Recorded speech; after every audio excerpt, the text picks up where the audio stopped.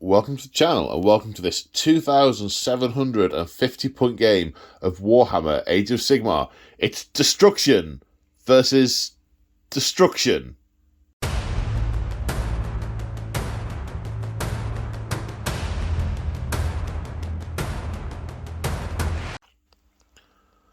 So today on the channel we are returning to and continuing our narrative series, The Siege of Excelsis.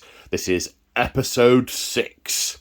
Now if you haven't seen the previous episodes, you don't have to. This is a standalone game in its own right.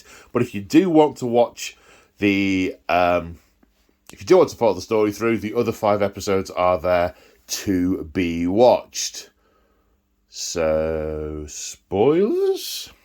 Okay, so in the previous episode, we saw the Astral Templars battle against the Sons of Behemat as as more and more heals are emerging from their caves, and the Astral Templars are trying to prevent these gargants from feasting on the local human and elven and dwarven populations. So, the story so far. Get comfy, this is a long one. Having abandoned the search for Bashashard, Gordrak's horde passed through the gaping portal realm gate, the jaws of a titanic shark beast through which that poured into the Shark-Tooth River. A few thousand greenskins were torn apart by the Shard-Tooth River. However, the survivors emerged in the Gurish heartlands. Against Skragrot's advice, Gordrak was determined to take the shortest route to Excelsis, which would pass through the city of Makitaspar and the jungle occupied by the mysterious Seraphon. Skragrot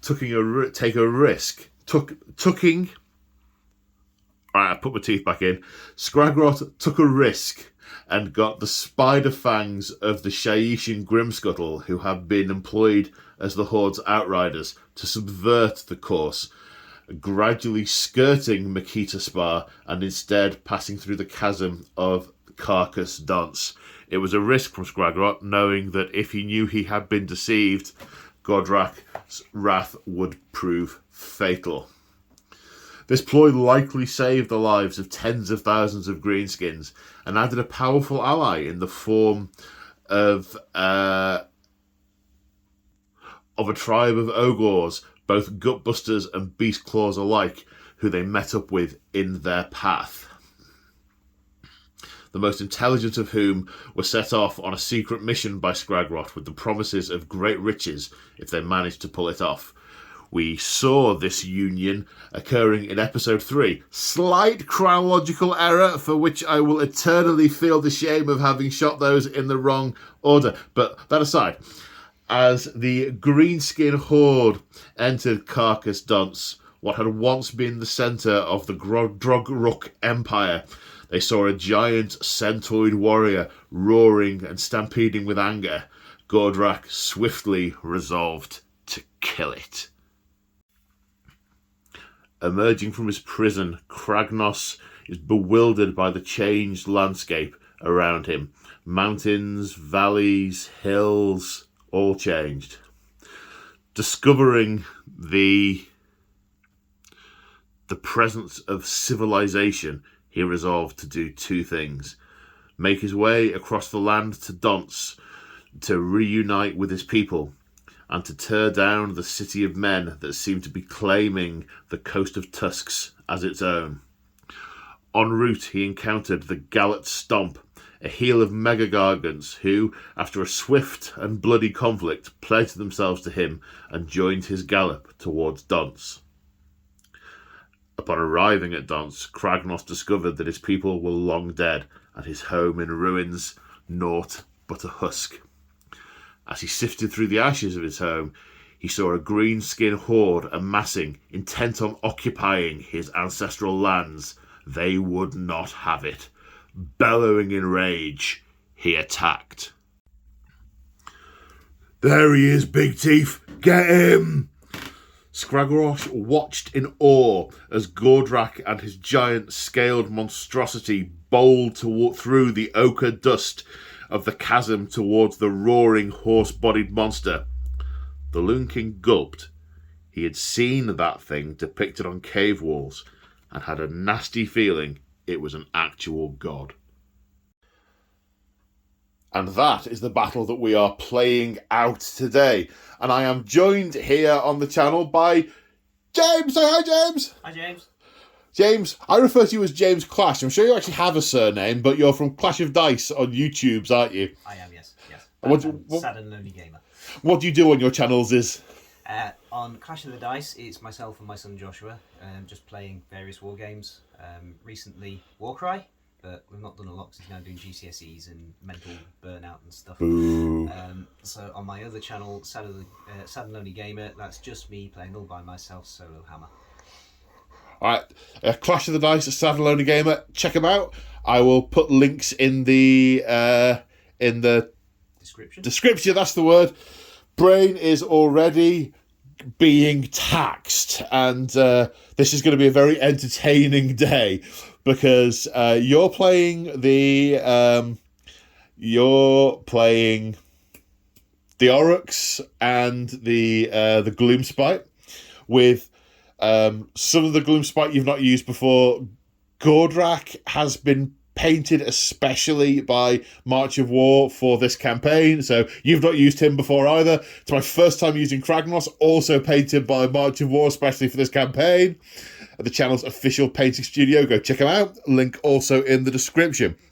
And I'm using my Gargants, which I am not very familiar with, so many rules in so many different places. It's going to be there's going to be a lot of pauses and checking of things and so on. Yeah, and I've never used Gloomspite with the current battle tone. Yeah.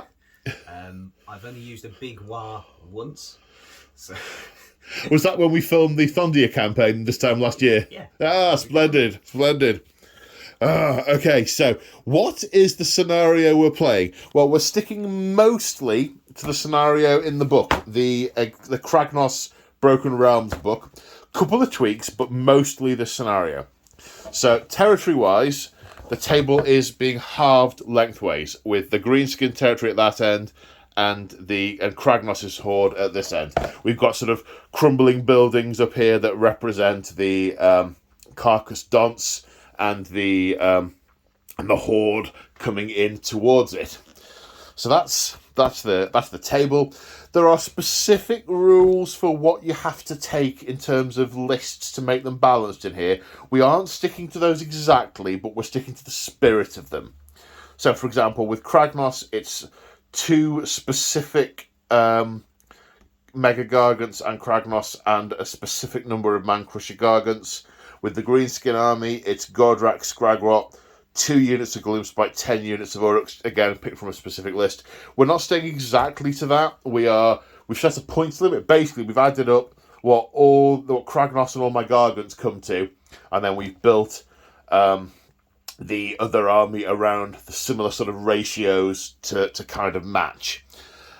In terms of setup, we only have to put our armies in the territory. So we could, in theory, put Kragnos and Gordrak right next to each other in the middle, and it'd be an incredibly dull game. So this is a narrative game. We're playing to the scenario. We're both kind of at the back of our hordes ish. We'll work it out as we deploy, and we both have underlings to plough through. Basically, we've got to kill some stuff before we can get to each other. Absolutely. Yeah. Oh yeah. It's got to be a good scrap. What's the point in being a big, powerful monster with loads of underlings if you do all the thing yourself? Yeah, I know.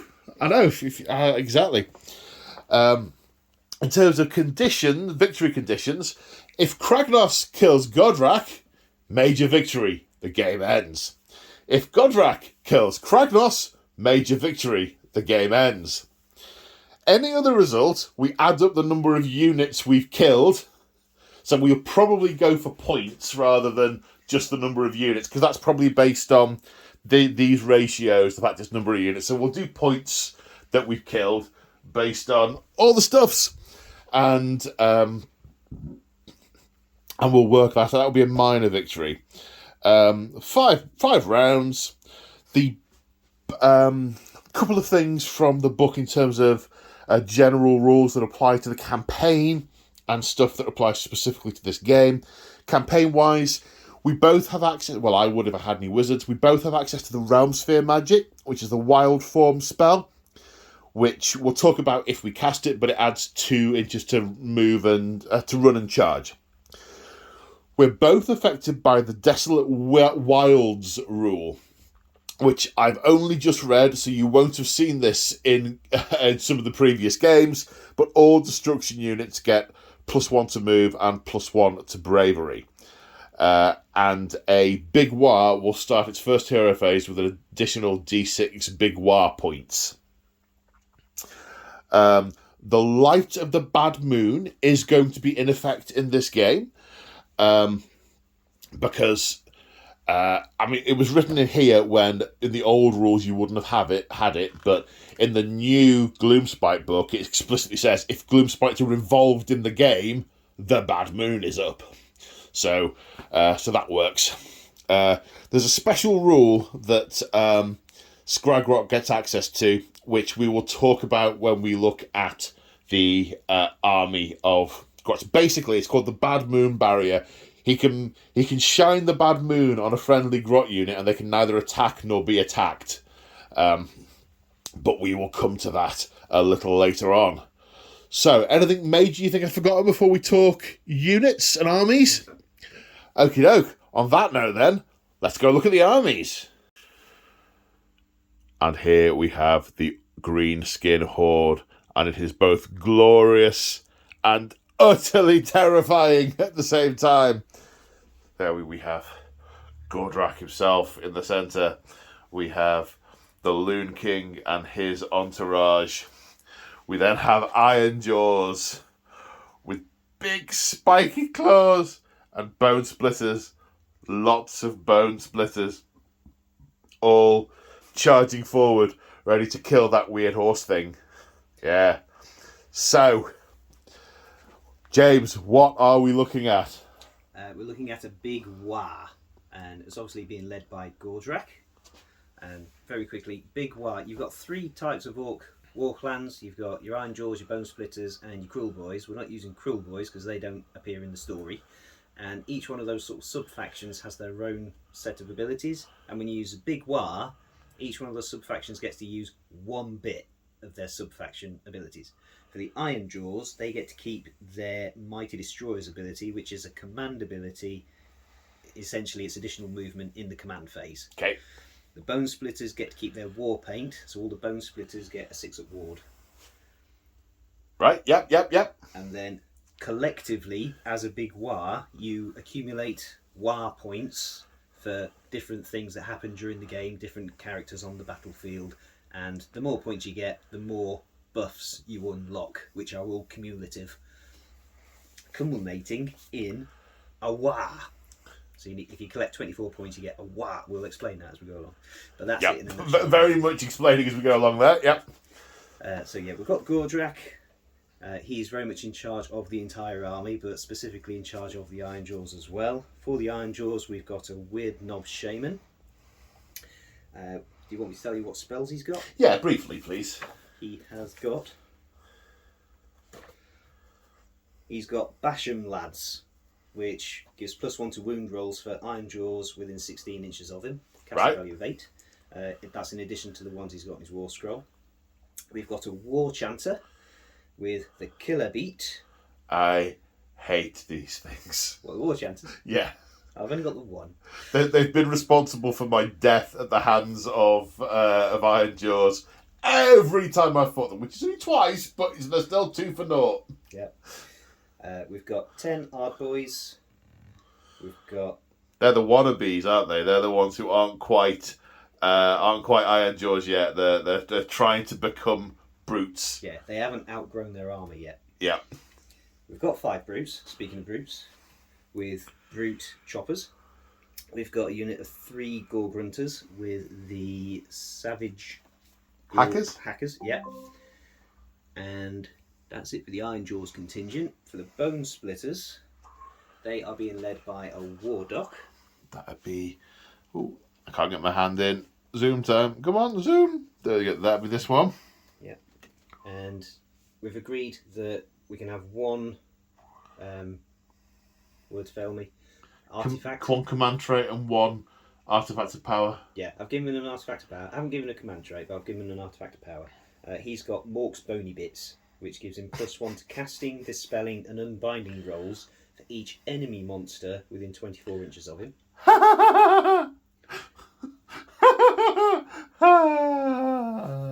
Okay. And then for spells, in addition to the specific one for the campaign, which is Wild Form. Do you want to talk through Wild Form? No, we mentioned Wild Form in a brief earlier. Yeah. We've got Gorka Morka's Warcry, casting value of 7, 12-inch range, and I can pick a unit to fight last. Right. Okay. Yeah. For other bone splitters, we've got a core of 20 Savage Orruks with Savage stickers. Mm-hmm. We've got a core of 20 Moor Boys. They're the ones that have been hit on the head more than once. And we've got a core of 5 Boar Boys Maniacs, who've also been hit on the head more than once. They're basically the Moor Boys on boars. On boards, yeah.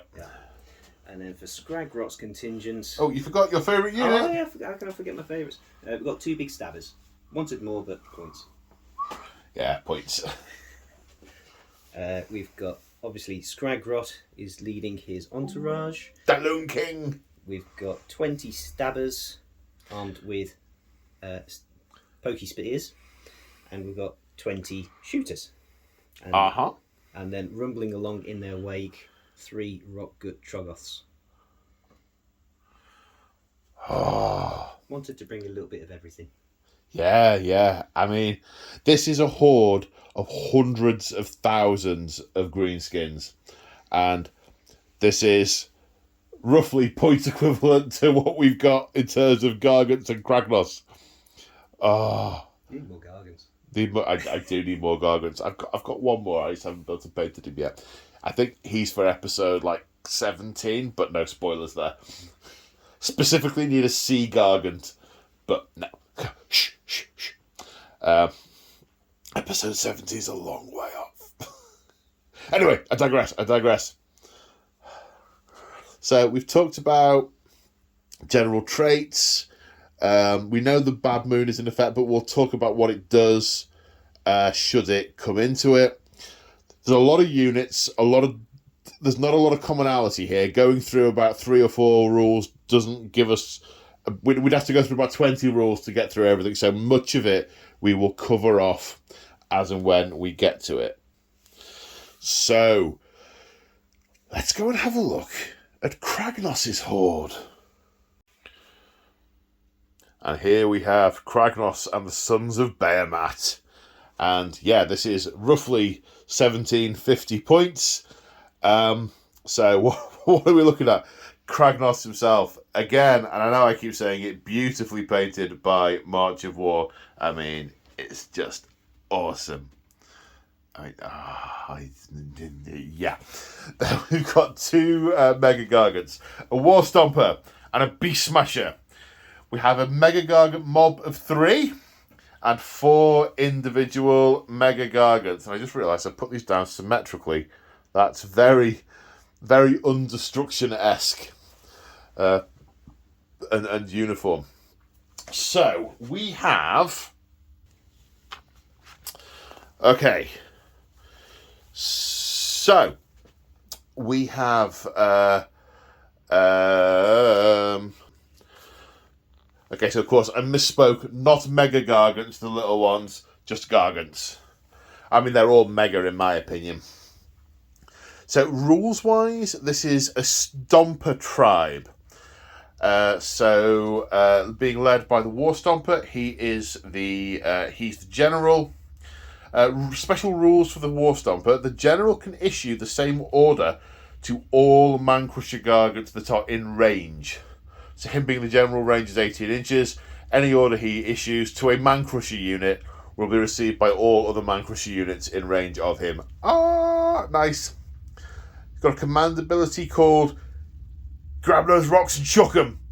which adds 1 to the Throwing Rocks ability that the Gargants have. And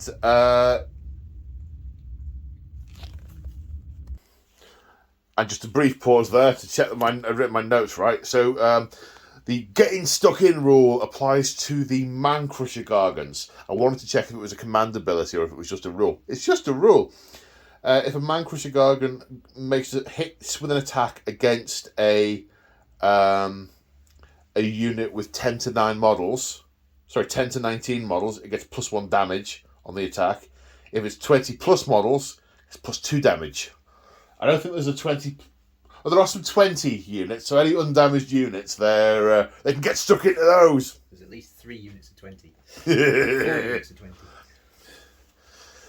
The War Stomper's command trait is eager for the fight, so he can declare charges if he is within 18 inches and roll 3d6. The Breaker Gargant has extra calloused feet, which means his Almighty Stomp ability goes from 2 attacks to 3, rend from -2 to -3, and damage from d3 to 3. Now, there are lots of abilities that these guys have got on their cards, so what I'm going to do is I'm going to just pick out some ones that I think are relevant to know in advance. Right, so I'm not going to go through all the stuff, but Kragnos, he has a ward save. He just does so much damage with all the stuff. I mean, he is just made of violence. He has a Bellow of Rage ability. In any phase in which he takes damage, you roll on a chart, and any units within 6 inches suffer mortal wounds because he's bellowing with that much rage that the earth breaks under his feet and their eardrums burst. He is the End of Empires. All friendly destruction units within 12 inches can attempt to charge if an enemy unit is within 18 inches and roll 3d6 instead of 2d6. In many ways, that duplicates the command traits I gave him.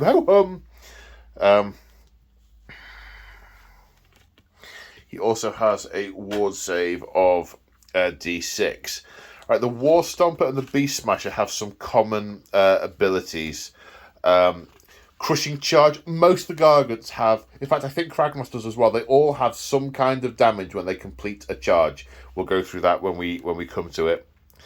The Longshanks rule means they can walk over terrain that's less than 4 inches in height as if they could fly.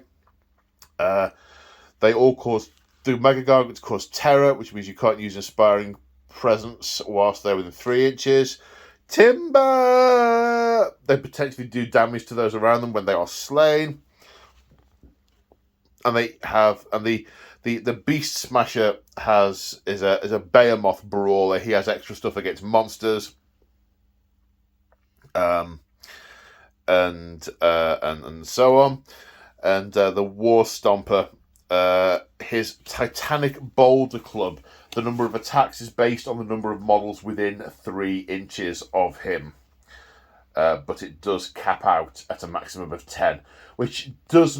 I'm often not in favour of when things like that cap, because I think they tend to be artificial and for match play purposes. However, I think it makes sense for him. If he is surrounded by 90 models, he probably won't get them all with one swing, but one swing will take a big chunk out of them. Yeah, as big as he is, and as long as his club is, he can only reach it so far. Yeah, exactly.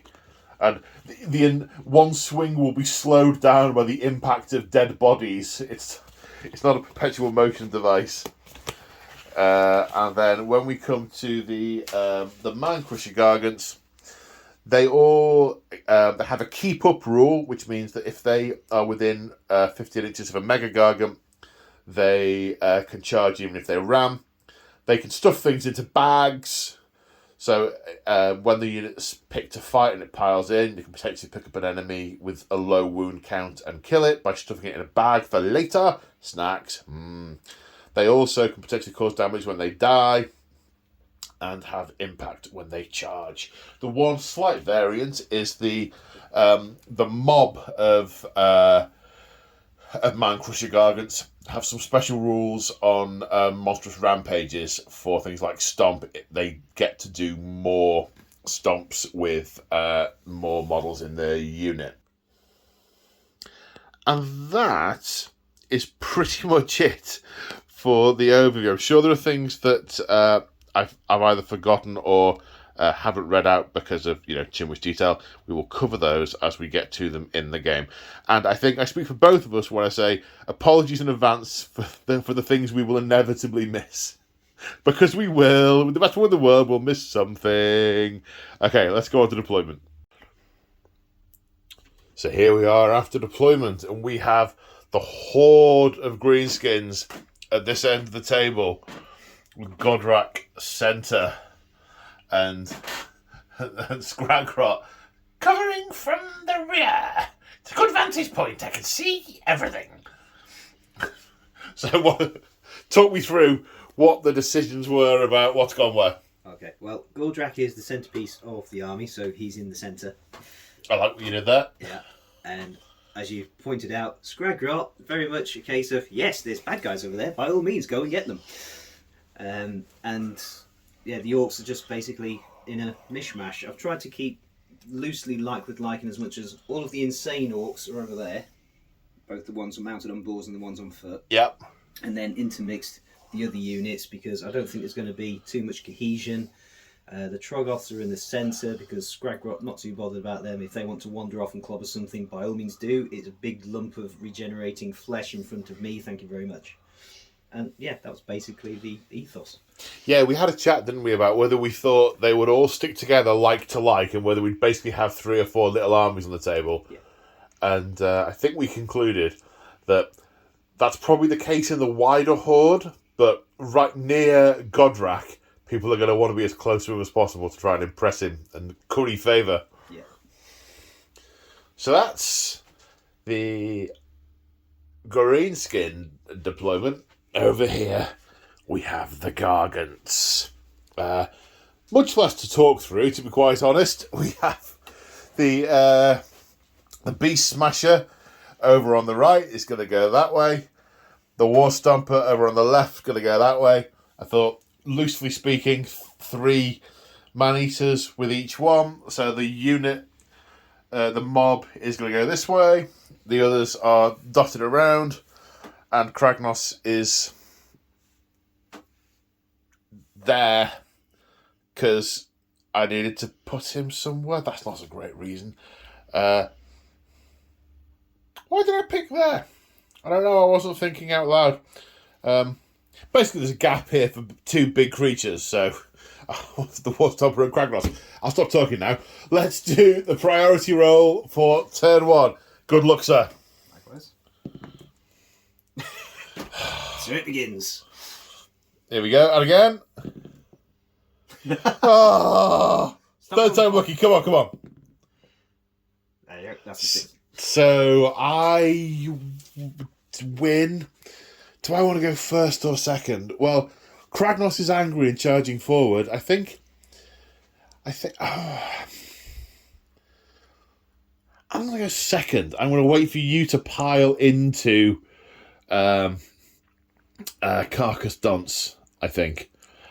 He is angry, but he's got enough nous to wait for the enemy to come into the choke point to then go and charge it, rather than to run forward and be charged by all the enemy. Yes. So, Greenskins, turn 1. Right, so we're in the hero phase, and trying to work out the very first thing in the hero phase, the war points. So you get D6 points for the Desolate Wilds, which is the realm rule. Yep. D6 for general being on the table. D6 for having the general on the table. Then what we got? And then I get +2 for each War Chanter, of which there is 1. 1, yep. And +1 for each Bone Splitter's Wizard, of which there is 1. 1, okay. So, effectively, 2d6 +3. Okay. 10. 10. Which means, straight away, I get Zogum, which is +1 to run rolls for all friendly Orruk units, and Get'em, which is +1 to charge rolls. So I get +1 to run, +1 to charge straight off the bat. And you've also got +1 to run and +1 to charge from the, what did I just say it was called? Desolate Wilds rule. So, okay, they're coming right for us. So, still in the hero phase, we have a couple of things have happened. So, there is a heroic action called, is it Here We Go, Here We Go? Yeah. And that gives you an extra war point. Yeah, you roll a d6, and if the score is higher than the current battle round, you get whatever number the battle round is, extra war points. So I roll a d6, I roll a 6, it's battle round 1, so I get one extra war point, right, okay. So you're up to 11 now on the war points. Yeah. Okay, and then you spend a command point on Mighty Destroyers, which, because it's a mega boss, which if he is, yep. using it, he can use it on 3 units. Now, you did want to move the brutes forward, didn't you? The Ard boys. Yeah, but they're kind of stuck. Yeah, they got outpaced by trolls of all things. Yeah. So we've done it on the Weird Knob Shaman, the brutes, and the Gore Grunters. So they've all got a regular move plus the one move for Desolate Plains, Desolate Wilds. Yeah. Which I erroneously said was move and charge earlier. It's not. It's move and bravery. Yeah. So spellcasting. Okay. So the Weird Knob Shaman is going to try and cast Mystic Shield. Oh, sorry, I should mention I used heroic leadership on the War Stomper, and he gained a command point. He did indeed. So Mystic Shield. Mystic Shield on a 5+. That's a 4. That's a 4. These dice roll low, I've noticed. And the War Doc is going to try and cast Wild Form. Which is the Realm Sphere magic that we talked about earlier, yeah. Yeah, but I was going to say because of his artifact he gets pluses, but he doesn't because his pluses depend on monsters being close enough to achieve it. So he's how close? 5+, 24 inches. Well, there's one. No, it has to be enemy monsters. Oh, right. Yeah. So 5+ still. There we go. So that gives, he's going to cast it onto these chaps, and they're going to get +2 to their run and charge rolls, which means in total they get +3 run and +3 charge. Yowzers. Yeah. That's pretty scary stuff. Very angry Savage Orcs. Yeah. Is Kragnos going to do anything? No. I've looked at all of his spells, and there's not really much he can do. I was thinking about putting Mystic Shield on Gordrak, but his base is too big, and he has to be wholly within 12 inches. So you could put it on one of the units of Grot or on himself. Yeah, but I've already used Mystic Shield. I don't care about that. I could, but it'd be pointless because they're not going to get combat. No, fair enough. So, yeah. That's the end of the hero phase. Okie dokie, time for movement. So we're not done with movement whilst James is still moving. Just remember, we didn't mention the light of the bad moon. It's starting in this table quarter. At the start of any subsequent battle round, we roll the dice, and on a 4+, it may move one step onwards, which will be to the centre, and then to that table quarter, then to off the board. So it's currently in this table quarter. Any Gloomspite units wholly within that quarter are affected by the light of the bad moon, which will or may give them bonuses in that we will discuss as and when they become appropriate. And here we are at the end of the movement phase, and everything has surged forward. I mean, is there anything that hasn't run? The Maniacs run, these boys run, the Troggoths run, the Big Stickers run, the Ard boys and War Chanter run. Gordrak tried to run, but there was always lads in his way. So annoyed. The Savage Orcs ran. The Brutes ran. The Gore Gunters ran. The Shaman ran. The Shaman ran. The Wardock ran. The Night Goblins, the Gloomspite gets ambled. They did, yeah. Yeah. They're not in too much of a rush. Nah, let's let the Orruks have the first of the fun. You know what they like. They don't like the competition. Yeah, they don't want to overexert themselves too soon. It could take a while. Yeah. We'll save our best rooms till they get closer. Yeah.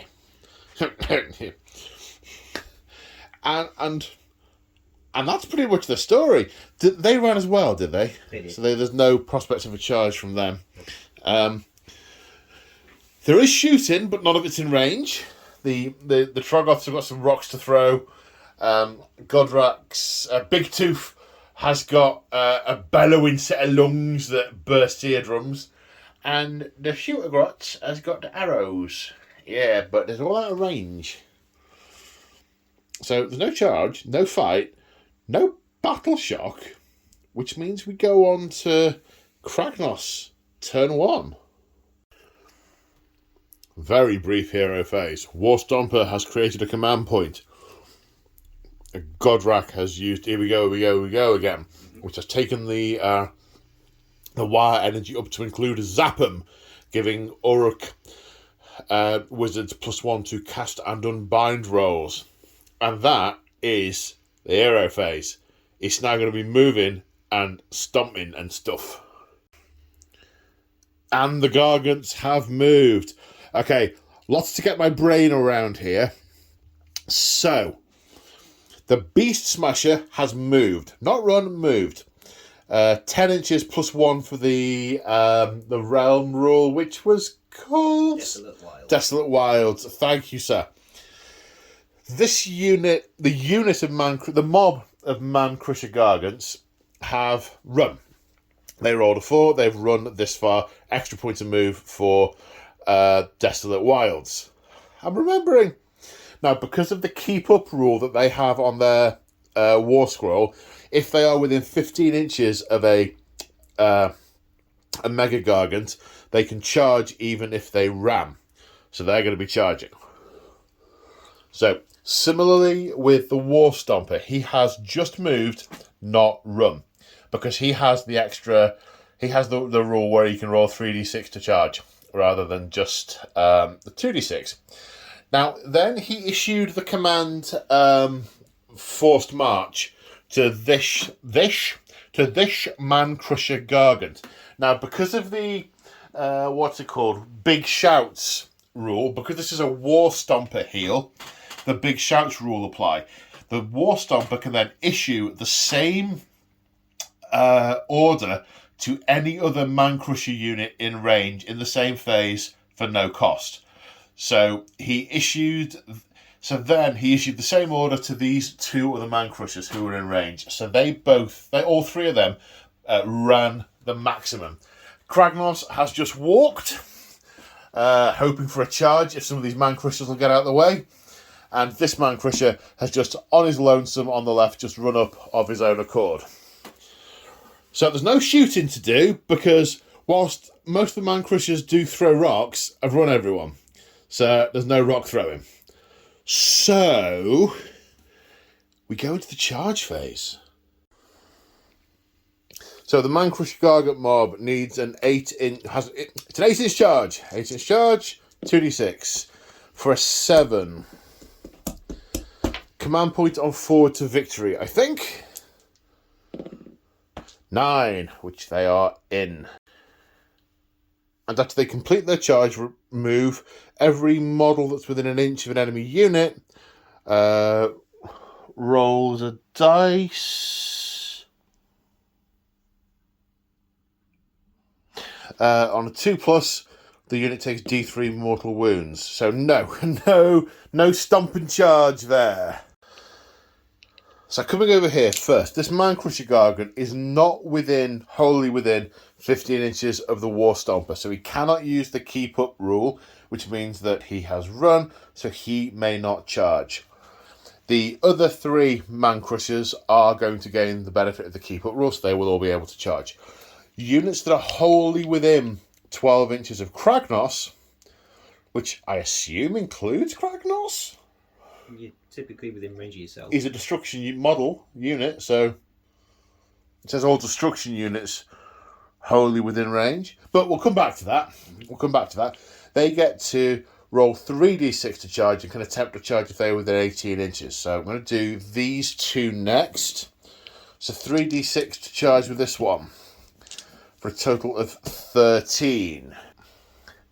So part of me wanted to bring him around here to the full 13 inches to clear the way for Kragnos, but I think that's a little bit gamey, to be quite honest. I think, realistically speaking, they are charging at what's in front of them. So, yeah, he's just moved straight forward. But also, he has the Stomping Charge, so on a 2+, does D3 mortal wounds for 3. Now, the other Man Crusher Gargant also partly... the wrong dice, I don't know how that happened. 3d6 to charge for 14. That also gets him in. On a 2+, he will do D3 mortal wounds. For 2. Say that again. First blood to the Gargant. Oh yes, this Gorgunter has been stomping charged to death. Maybe he sort of smashed over with his club or something, or barreled one into the other and he got impaled with the other guy's sticker. So, I don't know how close we can get Kragnos, but I'm going to roll 2d6 and see if it matters the third... Yeah, it does matter. Did we say he is in range of himself? We did, yes. We did, okay. So that's 10. So we're just trying to see if Kragnos can actually get in that gap. His base is now touching the other Gargants, and with the little half-inch widget, we can see he is not quite within half an inch of the Gorgrunter, so that is not a successful charge. So we're going to move him back to where he was. So Kragnos obstructed by the Gargants charging in first, but they're small prey. He's going to look up, see if he can see anything larger on the horizon. Currently, there's a zonking great hill in the way of anything larger. Right, so moving on. Okay, so the War Stomper is going to attempt to charge. He needs 3d6 to charge. Or rather, he has 3d6 to charge. That is 11, 12, 13, 14. 12.5-inch charge gets him in. Although we can't get the Troggoth flat on the table without the mallet being stuck under his chin. Now this beast crusher, this man crusher, is within 11 inches of Kragnos. So he is going to get. So he's 11 inches away from Kragnos. So he is wholly within 12 inches. So he will get the End of Empires rule. So he needs a total of 12 off 3 dice. 10, which he does not manage, so he does not make the charge. Is it just the man crushers that do the stomping thing at the end of the charge, or does he get it as well? Thank you. We'll come back to that in a second. He does something super nasty, which we will do in just a now. So hang on a second. Now he's failed. I'm debating command point on Forward to Victory.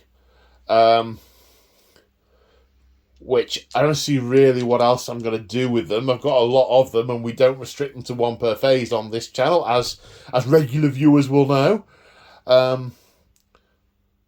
So yeah, go on. He'll issue Forward to Victory to that Man Crusher to have another go, which he fails.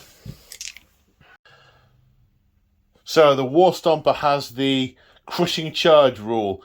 It's a bit more straightforward. On a 2+. No. Well, it would have been more straightforward. Maybe we'll see it later. Okay, so end of the charge phase, monstrous rampages. Now, on the channel, we don't restrict the number of times a certain monstrous rampage can be used. However, I'm not just going to use them all for the sake of it. I'm going to use them where it feels proportionate and appropriate. So, this unit is going to stomp. They have the ooze under the ear or nah rule, where the Bull Stomper is the only one who actually does the rampage, but for each other model in the unit, it adds 1 to the number of mortal wounds. So on a 2+, it does D3 mortal wounds for 3 for 5 mortal wounds from that particular monstrous rampage. For which the Bone Splitters get ward saves of 6+. 6+. Can I tag in a substitute and get Joe over here, because he always rolls 6s? No. Not a 1. No, Joe. No. Well, of course, you will be encountering Joe at some later point in the campaign, because he's one of our Order players. So 5 mortal wounds there. And then these two are both going to yell at the top of their lungs and roar at those Gorgrunters. On a 3+, they are locked off from their command points. So they are sufficiently taken aback as to not be receiving or issuing orders. And this guy, he's not concerned with stomping or anything. There's no monster to pick up and smash around, which is what he wants to do. He's just going to kill these things as soon as he can. Yeah, he is. Speaking of which, let's start there. Hey! So we're attacking with the War Stomper first. He is very much a horde killing unit and not surrounded by a horde. We can't do the hurled body maneuver because the creatures around him are all too big for him to pick up and throw at another unit. The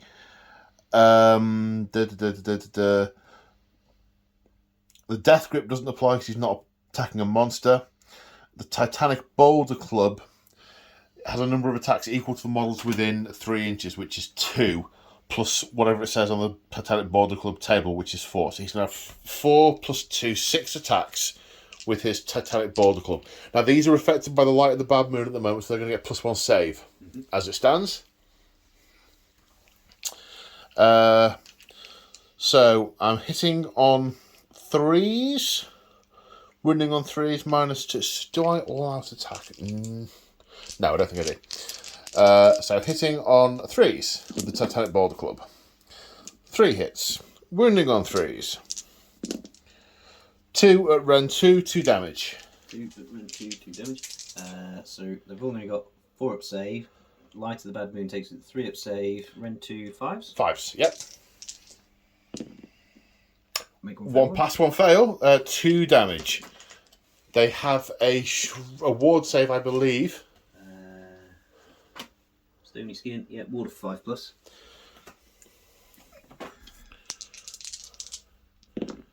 You only failed with 2 damage, of course. Yes, so that is 2 damage done. Yeah, they've got 4 wounds each.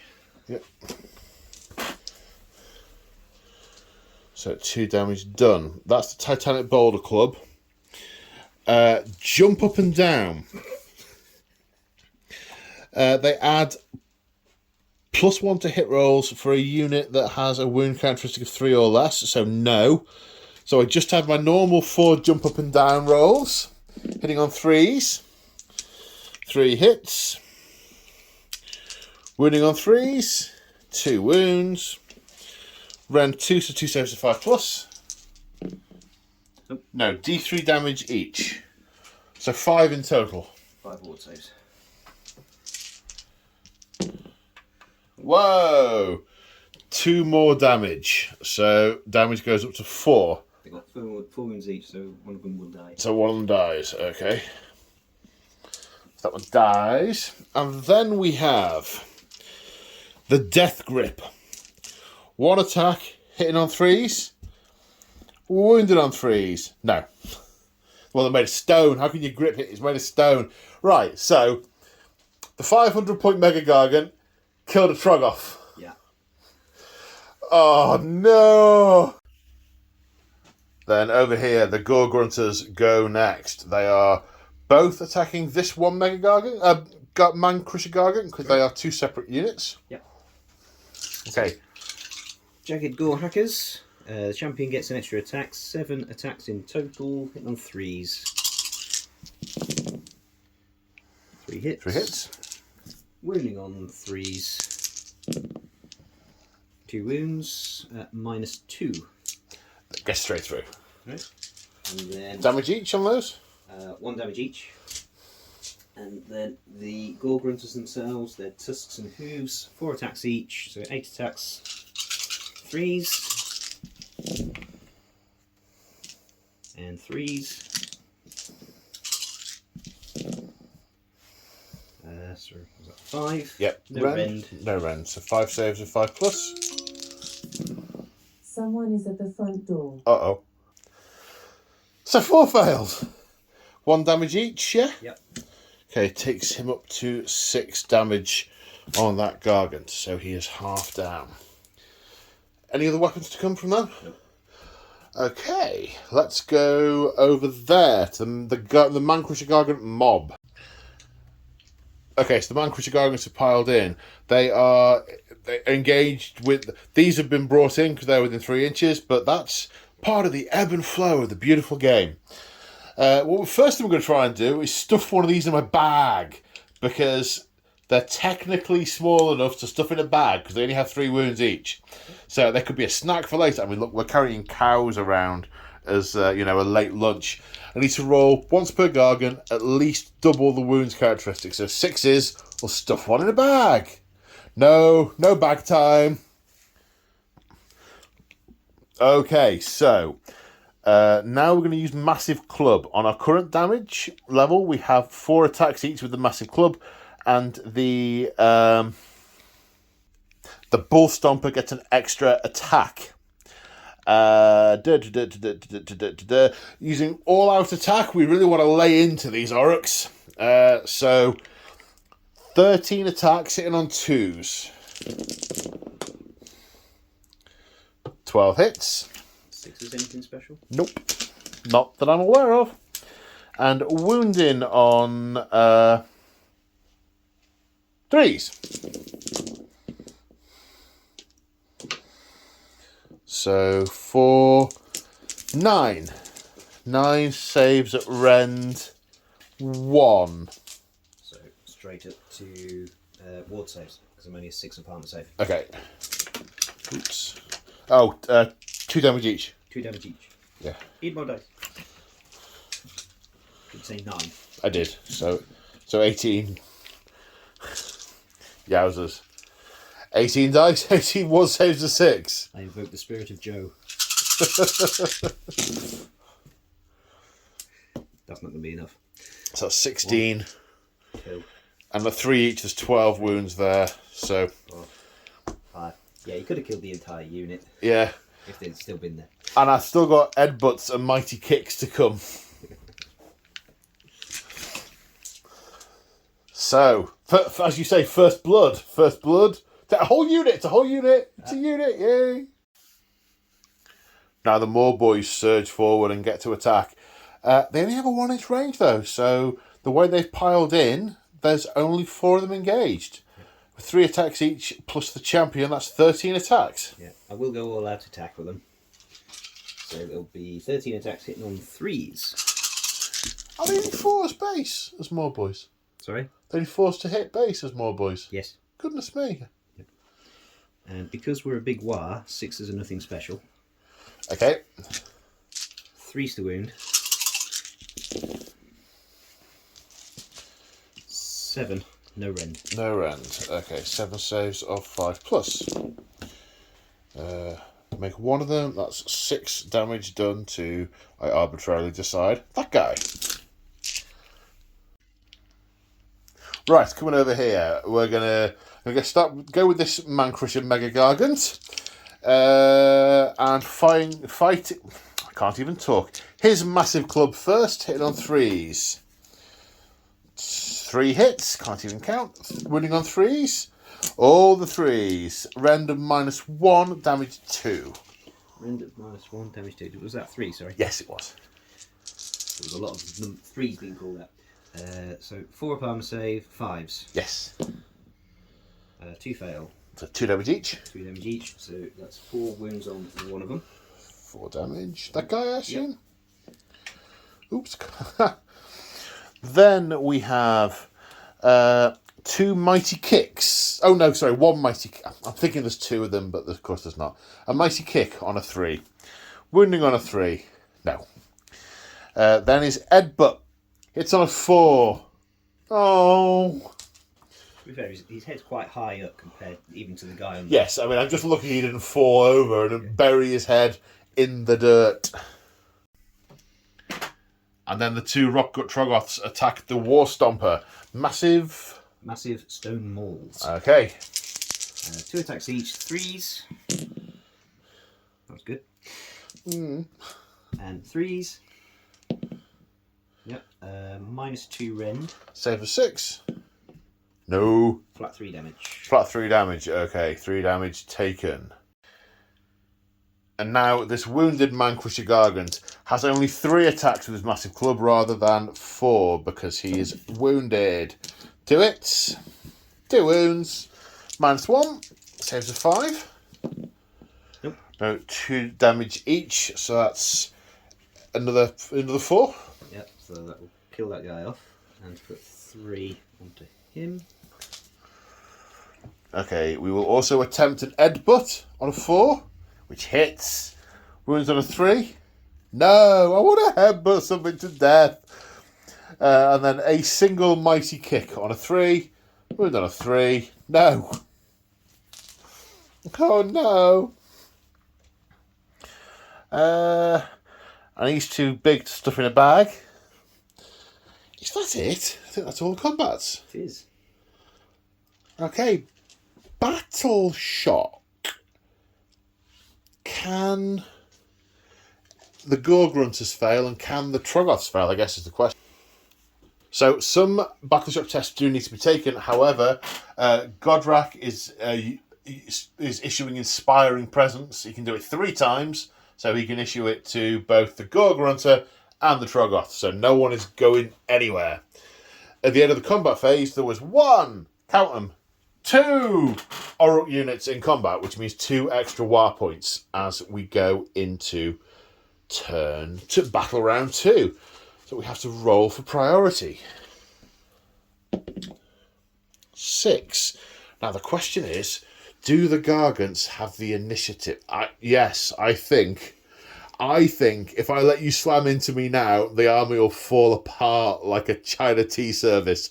So I am going to take turn 1 of battle round 2. Very sorry, sir. Very sorry. So hero phase, pretty brief. Heroic leadership, we're going for Kragnos for an extra command point, which he does not get. And Gordrak is going, here we go again. Yep, need a 3+ because it's battle round 2. Yep, so I get 2 more war points, put me on 16, which means we've also now got Smashing, which is +1 to hit rolls for melee weapons for Orruk units. So at the end of the movement phase, it looks like this. We're a little bit boxed in the centre because it's not the width of 2 Mega Gargants, only the width of 1. So this Man Crusher Gargant is keeping up and has run through, ready to charge in.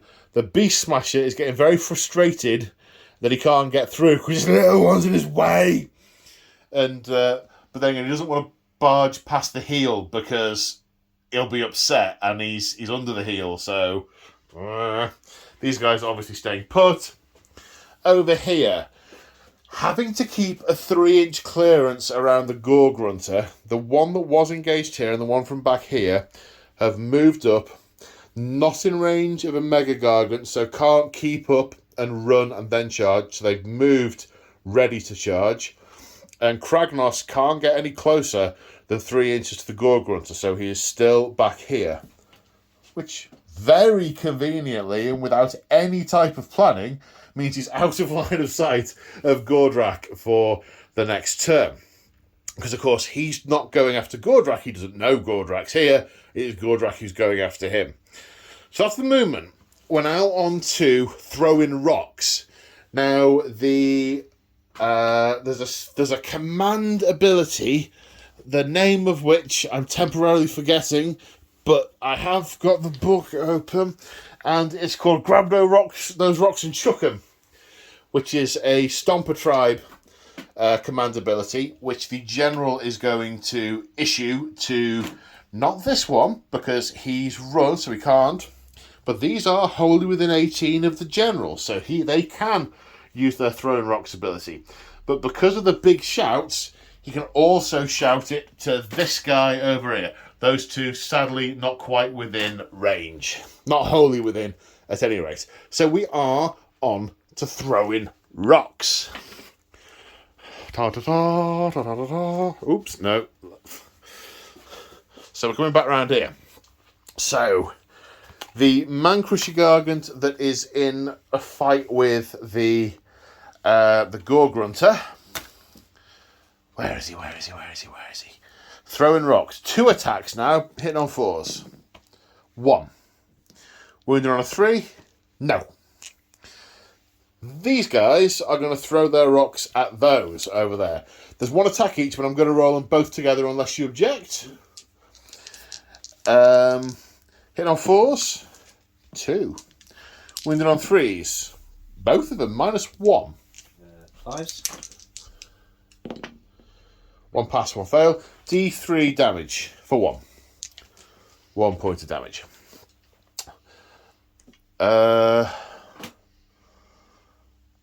Did I throw the rock at the Gorgrunter? I did, didn't I? So we got some more rock throwing over here.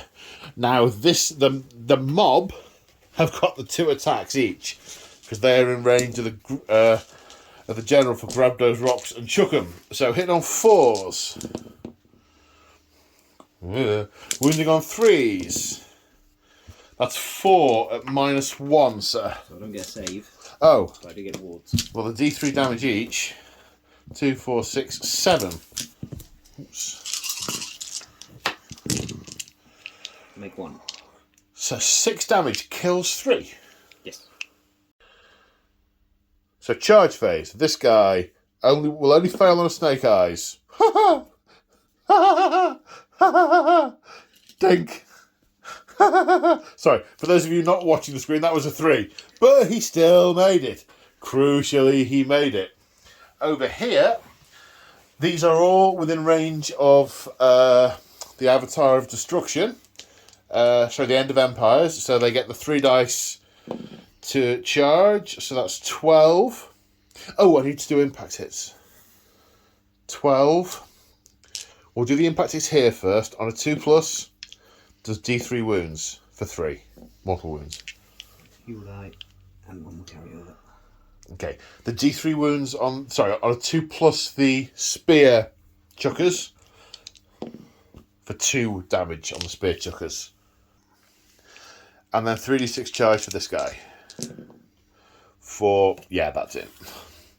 For 15. The arm's been kind of weird and flaily and making things a little difficult. On a 2+, D3 mortal wounds for 1. So that guy goes up to 2 damage. Yep. And then Kragnos will charge in and come and give this guy a colossal headache. So that's all the charges. So we are on to monstrous rampages. I think those guys are going to roar, or at least the first one will roar, so on a 3+. Yep. No command points for that unit. These guys will stomp again. So on a 2+. Yep. D3 for 1 + 2. So that's 3 mortal wounds. Wards on 6s. Nope. There's nothing special he can do or wants to do. Kragnos charged. Kragnos does an impact thing when he charges. So coming back to Kragnos to finish this off. I'm sure I'll get better at this in future turns, not jumping around quite so much, so apologies. I've not moved him in far enough, have I? Couldn't see. There we go. It's different against monsters and units. Against a regular unit on a 2+, it takes D6 mortal wounds. He's only got 2 wounds left. There we go. Now, technically, here's a question for you. So, technically, he hasn't declared a charge. Can he now declare a charge? Because that happened when Kragnos charged. Mm-hmm. He's no longer engaged. He hasn't declared a charge this turn. Yeah, I would say so. Because it's not like his ability works at the end of the charge phase, is it? No, let's check that. Let's check that. After the unit makes a charge move. Yeah. Okay, so let's see. I mean, he's next to the Avatar of Destruction, so... And he can fit through there. It's just he's just tickling his mate's back. He's a little bit of finessing the models, and... So a little bit of finessing the models, and he ends up there. But he does also, on a 2+, do 1 mortal wound. Off the last wound on that route. So to start the fight phase, and I haven't decided where I'm going to start yet, and I have some dilemmas, and I thought it's been a while since I talked through my dilemmas on camera, so I'll talk through my dilemmas. I kind of want to start here, because 4 of them took 1 half down, a whole bunch will wrap around, they'll probably take out at least 1, possibly a second, and then be a really strong force on the flank. So that's a reason to start there. Starting with the big stabbers, because they will almost certainly kill that man-eater gargant, because they are designed for killing big things. I'm not too worried about the War Stomper, because he's got a shed load of wounds, and he's probably not James's primary target, because he's a horde killer, and he's as far away from all the hordes as he can possibly be. So he's probably not going to be the primary target. Then over here, I have got 3 units, but of course they're all individual units. They will activate individually. The brutes get bonuses when fighting monsters or anything with a wound characteristic of 3 or higher, or is it over 3? I can't remember. Either way, the gargants are going to apply 4 or higher. I'm getting hand signals off camera. Thank you, sir. But then there's this big horde here. So I feel like, now I'm saying it out loud, over there is not the best idea because I'll get the benefit of one gargant, but then the rest will get slammed in with the others. Maybe one of the things I'm going to want is a unit of gargants here, so I want to do as much damage to them as I can and just sacrifice the guy in the middle. Vulture boy. He's got a little vulture on his shoulder. Yeah, maybe that is what I want to do. Yes, I think I'm going to start with these. So we've got 12 attacks with massive clubs over here. The bull stomper gets an extra 1, but the one who's injured is down to 3. So hitting on 3s. Wounding on 3s. So that is 6 wounds in total. -1 that goes through their armour. Yep. So 12 damage. 12 ward saves of 6+.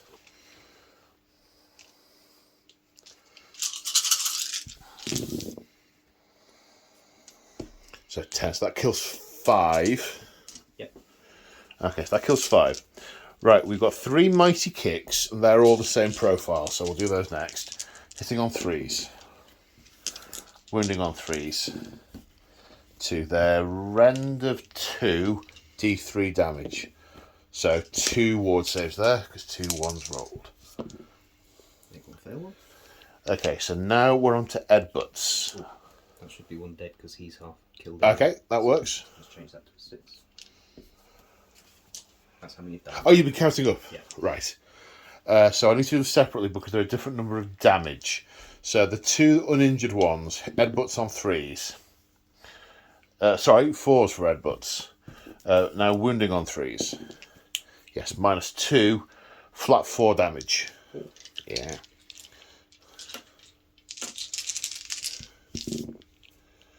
Another 2. Kills another 2. And then the one who is damaged with his headbutt, hitting on a 4. No. He's obviously got a sore head. So that's 8 killed in total, including the one that was wounded. And we've just realised I didn't stuff them in a bag at the end, at the start of the pile-in. Was the start of the pile-in I was meant to do that? Yeah, just after the pile-in. They've got 2 wounds each, so to double the wound characteristic needs a 4. So 4 or more, they are stuffed in bags for later. One of them is going to be a later snack. Nom nom nom. So now the big stabber's activating to stab up this gargant. So 3 attacks each, so 6 attacks. Because of our current Wa energy, I get +1 to hit, so this is going to hit on 2s. So far, so good. Oh! All hits. Wounding on 3s. Oh my word. -2 rend. -2. Okay, so they get through my armour. 2 damage each, so 10 damage. So, okay. Yeah. Yeah. This is... It's as I feared. It's as I feared. Okay. Where to next, boss? Over there somewhere, I think. Okay, so I'm going to go with this guy first. The guy with the cow. Move him in. First thing I'm going to try and do is stuff him in my bag. 3 wounds each? Yes. So on a 6, he's going in my bag. No. Good, I don't think it would have quite felt right shoving him in my bag. So 4 attacks with my massive club. 4 hits. Wounding on 3s. 2 wounds. -1. 5s. Nope. Did I say 2 wounds? You did. I think it was only 1. Let me check the footage. Yes, it was 2. My eyes and my mouth clearly aren't in sync. So that's 2 damage each, so 4 damage. So that'll kill one. I'll put a wound on another. Okay. I'm going to, whilst you're manoeuvring those, I'm going to mighty kick one. Which, no, I'm not. And then I'm going to try and headbutt another, which I also do not. So that's him done. Right, now the brutes are activating and they're going to gang up on the injured man-crusher Gargant. So we've got different weapon profiles, haven't we? Yeah, so we've got the boss who's got a boss chopper. He gets 3 attacks, ordinarily hitting on 3s, but because of our wire energy, he'll be hitting on 2s. And also because of the big thing. So hitting on 1s, but 1s always miss. that like that, yeah. And wounding on 3s. 1 wound. Rend? -1. Oh, save for 6. Like that. Like that. He's Sorry, such a sir. Joe. Then 1 with brute choppers, 4 attacks. Again, hitting on 2s because of stuff. Oh, man. Don't like these stuff. No. Wounding on 3s. -1 rend. Save for 6.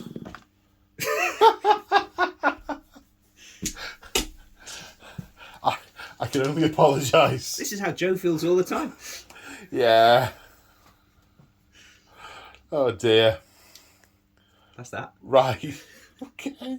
Well, I'll activate this man crusher. I'll see if I can stuff you in a bag. No.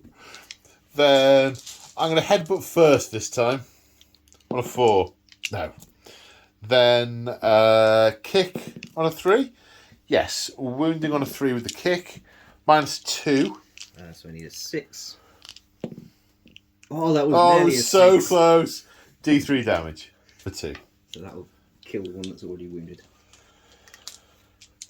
Then 4 attacks with my massive club. Hitting on 3s, 3 hits. Wounding on 3s, 1 wound at -1. 5. 2 damage. He's got a wound left.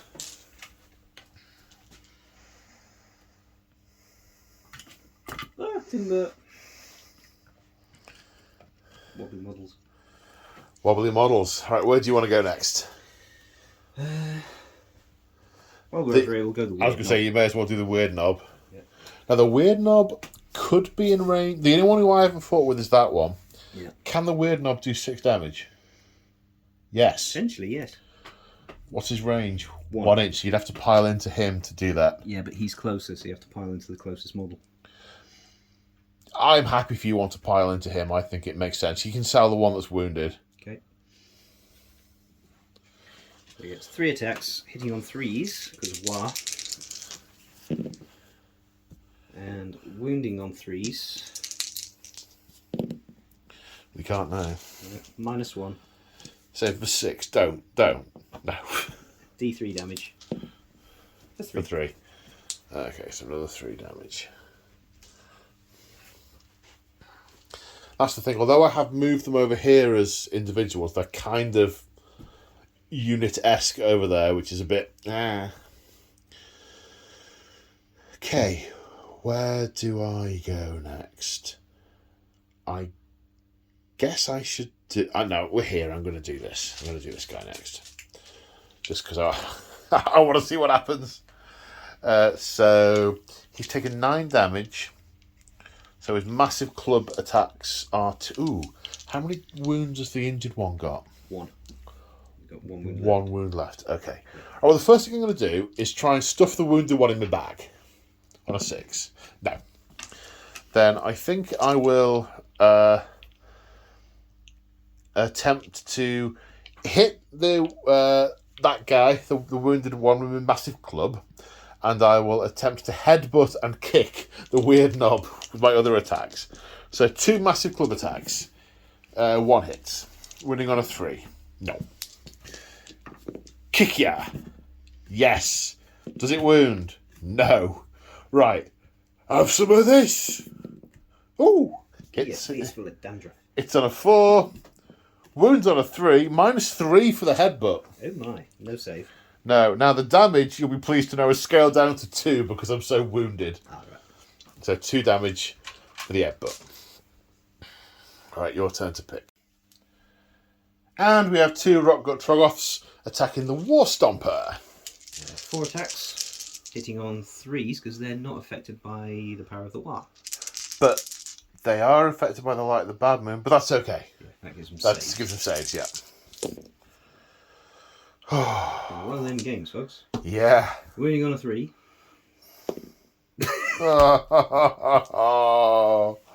Now, you see, this reminds me of the Gene Stealer Cult campaign and Tyranid campaign, Yep. where I did nothing but roll ones. Yep. All the gargants are still on the table. I've only just realised that. Okay. Right, well, this man Crusher Gargant. Hold my beer, and I'm sure this guy will be dead. This man Crusher Gargant is going to attack the big stabbers. The first thing he is going to do on his 10 plus wounds, he's going to mighty kick him on a 3. No. He will attempt to headbutt them. No. Would you headbutt that spear? I would not. I certainly would not. 1 attack with his massive club. I'm not going to kill one, which means you're not going to revenge kill me. Wounding on a 3. Hitting on a 3, sorry. Wounding on a 3. -1. So don't get saved. 2 damage. 2 saves to 6. You want to die now. Yeah. Come on, ones. Who wants to roll ones for more? So it takes 1 more damage and lives. I don't know if we've mentioned, but we've seen it before last year. When these guys die, they hurl their spear at just mortal wounds to whoever killed them. So, yeah. Right, do you have any others to do? These lads. Right, so you're here next. Okay, so after piling in, because of the nature of all the casualties, only 3 in base to base. So push the champ, so that's 10 attacks. Hitting on 3s because of War energy. Wow. 7 hits. All those lovely 6s. Where were they? Winning on 3s. -0. -0. So 3 saves of 5 plus. 1. 2 get through. 1 damage each. This one goes up to 8 wounds. Take 8 damage taken. So now I think it just remains for me to do he's not a beast smasher, he's a war stomper. So the war stomper, his Titanic Boulder Club, he has only 6 attacks with. I say only because it could be lots more. 6 attacks with Titanic Boulder Club, hitting on 3s. That's 5 hits, wounding on 3s. 3 at -2. So with the light of the bad moon, the saves are 5s. So 4s normally, +1s, -2s. Saves 2 of them, damage 2, and then your wards are 5 plus. Make 1 fail 1. Goodness me, 1 wound taken. 1 damage taken. Right, what else do I have? I have jump up and down. Hitting on 3s. 3. Wounding on 3s. -2, so saves of 5 plus. 3. Saves, was it? 2, sorry. 2.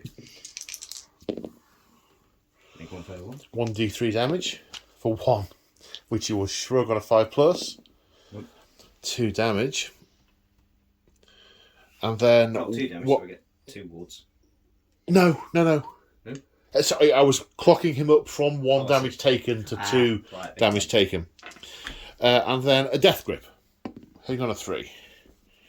Wounding on a 2. No. Like my last death grip. Obviously slipping through his fingers. He's not that small. So I've done two wounds this turn with a 500 point Mega Gargant. ... Again. It's the Man Crusher Gargants who are carrying the show for me at the minute. Absolutely. Don't underestimate the little guys. Oh no. I know. I think that's all the combat.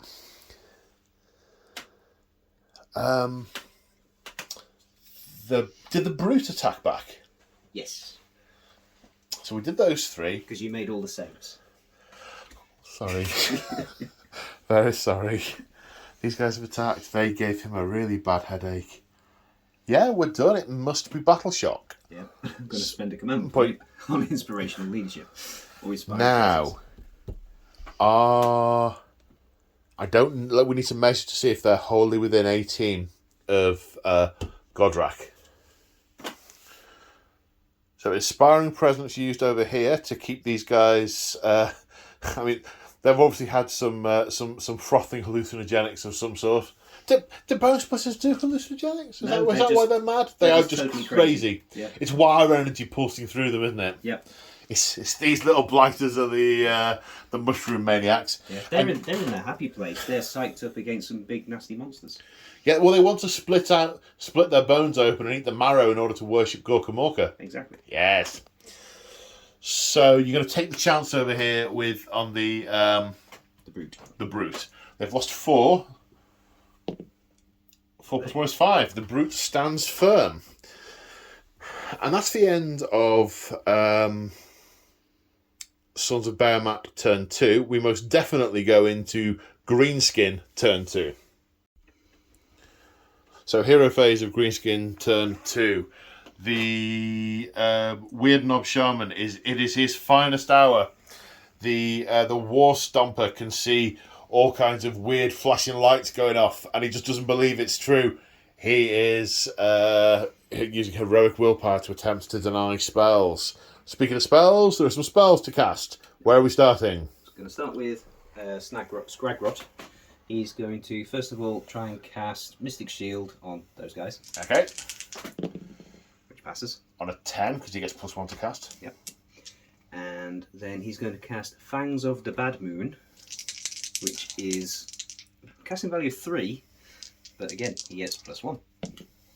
That's a pass, so that's a 9.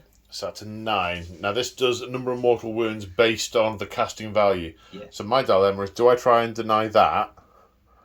And I'm not going to... Yeah, I'm going to try and unbind that. Because lower chance of success, but it's much nastier if it goes off. So I need a 10, which I don't get. Yep. So this is equal to the casting roll, which is 8, not 9. Okay, but is the other thing add 1 to casting? If successfully cast, pick one enemy unit within range and visible to the caster and roll a number of dice equal to the casting roll. Yeah, but the other ability says it adds 1 to casting rolls. So add the +1. It makes no sense to not add the +1. And then for each, roll a number of dice equal to that. For each 3+, the unit suffers a mortal wound, and it's going to be this chappy. Yeah. The others are all irritatingly about an inch out of range. All right, Alara, so you did want to Hand of Gork these across the battlefield, but he can't see them to cast it. There's been some logistical mistakes. Drop dice don't count. Roll that one again. Still didn't count. So that's 6. Yeah. 6 mortal wounds to the Gargant with 6 wounds left. Okay, so he dies, but they have a special rule called Timber. We roll off, you win, and you choose where to... You pick a point of the battlefield within 2 inches or 3 inches? Within 3 inches from the slain model. And then everyone within 2 inches takes D3 mortal wounds, except for Gargants. So he falls backwards into the crevasse and lodges himself between these 2 rock formations. And no one takes any mortal wounds. And now the Weird Knob is going to attempt Green Puke. Green Puke. Casting value is 6, but +1 because of our current wire energy. Wow. That's just enough. That's enough. And what I do is pick 1 point on the battlefield within 2d6 inches. 5. And visible within range and visible to the caster. Draw a straight line between that point and the closest point on the caster's base. Each unit that has models passed across by that line suffers D3 mortal wounds. So you're going to go for the one that doesn't have the brute in the way. Yeah. So he takes D3 mortals. For 3. I think that's the end of the hero phase. He's got a cast spell. Oh, so he does. So he does. And Gorky Morcus Warcry, you say? Yep, from the War Dock. Casting value of 7, but 6 because of our War energy. Nope. Doesn't cut it. Any other spells to cast? No. Any command points to use? No. Command abilities to use. Okay, must be the movement phase then. Movement. So at the end of the movement phase, it is hotting up in the centre here. The Ard Boys and the War Chanter. Thank you, War Chanter, have come this way, eyeing up a charge in this direction. The Grots with shooters line themselves up to fire at this big thing. And then some colossal nitwit got in the way and I can't see him. So they're probably going to end up shooting at this little one. Skragrot and his close bodyguard have come forward as well. These bone splitters racing into the gap. Technically, well, actually, the knob still locked up with this gargant. These guys are about to charge in a massive mob into the centre. The terrain causing bottlenecks. We had a long discussion about where he can actually go, because what we really wanted him to do was fly up and perch on there and then come back down here behind them. But the rules not making that super easy. So as it stands, he's being hemmed in by those rock cut Troggoths, who, to be fair, he would probably just trample over and kick out of the way. Anything I've forgotten?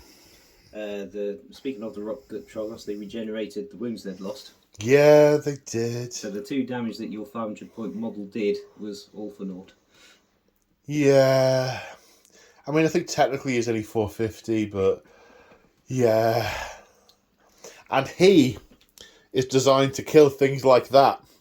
And he's stuck all the way back there. He can't get past the little one of this itty-bitty rock building. I say itty-bitty, it's bigger than him, but you get... Right, there's definitely going to be some shooting to do. Somewhere. Yeah. Let's shoot. Okay, so we're starting the shooting phase with the Grots with bows. If there are more than 10 in the unit, they get an extra shot each, so they're getting 40 shots for this unit. Hitting on 5s, wounding on 4s, or is it the other way around? Other way around. Hitting on 4s, wounding on 5s. Yeah. Firing Firing at this Gargant. We're going to do them 20 at a time, just because of the volume of dice and such in hands, yeah. 4s. 12 hits, winning on 5s. So that's 4 at no rend, saving on 5s. 1 save, 3 go through, and he's taken 10 damage, that takes him to 13, he's got 12 wounds. So he dies, we need to roll off for the timber rule.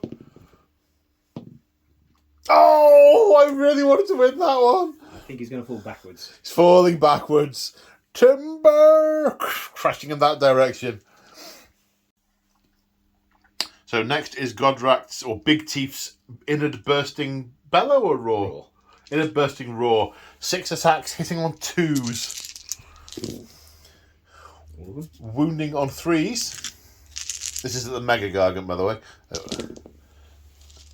4 at -1. -1. Okay, save for 4 plus down to 5s. No, 4 wounds taken by the War Stomper Mega Gargant. So, charge phase time. We've done some measuring. These guys are a 6-inch charge away from that Gargant. But with the bonuses for the War and the Musician, they need 4 on the dice. Also with the bonuses that Gordrak, on a double 6, can get in behind there as he's flying over. So we're going to start there. Double 6. Come on, Gordrak. Oh! We'll try 4 to victory. I was going to say, do you want? Are we certain about the measurements? It's definitely more than it's definitely 12. He would definitely need a 12. Okay, 4 to victory. Well, there's 2 6s, but sad times. 2 6s, but on the wrong dice. Where are we going next? Ard Boys. Ard Boys. Let me just check something.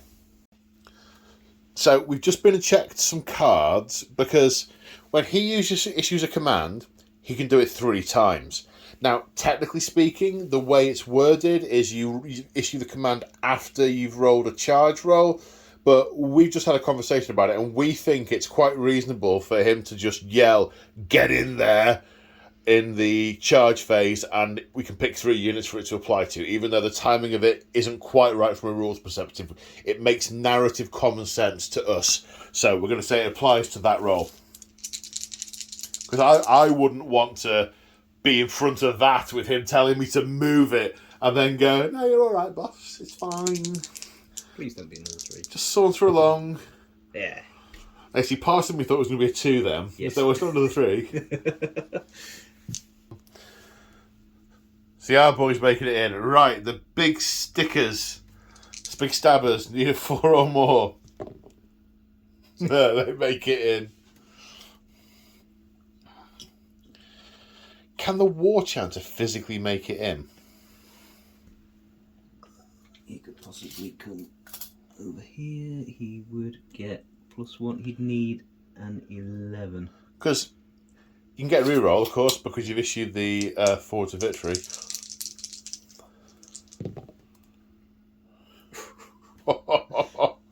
You're going to check it again? Yeah. He's within half an inch. But he's +1, of course. Yeah, he is 12 inches away. So 10 +1, 11. Unless he can thread through there. He can. If we can say he can thread through there, he can make it in. He can thread through there. Yeah, in that case, he can make it in. One of them, 3 wounds left. 3 damage taken. Yes. Okay, that's all the charges. Nothing else to charge. No, good. Moving on to the combat. Oh, there's more charges. Of course, if they weren't all being energized by Kragnos, I might have redeployed those Gargants back a little bit. But yeah, Kragnos. So there's no. Now you get it. Yeah, that's a 13-inch charge because they got a drummer as well. Nice. And with one of the longest charges I have ever seen, this unit of Savage Orruks have threaded through and around these Gargants, the ones at the front rushing past to engage the biggest beast on the table, to crack open the marrow, the bones, and sup the marrow in worship of Gorka Morka, and the rest follow up to take out these Gargants. Ah, it's epic! It's truly epic! And that's the end. Well, not quite the end of the charge phase. So we're on to monstrous rampages now. So Kragnos is gonna bellow a roar at this unit. On a 3+, they will not be able to issue or receive commands. They can neither issue nor receive commands. I think over here, are we going to stomp again over here? Should we stomp in the centre? I don't know. We're going to stomp over here. On a 2+. Yes. D3. 3 for 5 mortal wounds to the Bone splits. those bone splitters. 6s. Wolves. 2 more die. 2 die. And we realised before I forgot the rules where I get extra damage against large units. I'll be remembering that in a bit. If there are any... Yeah. Okay.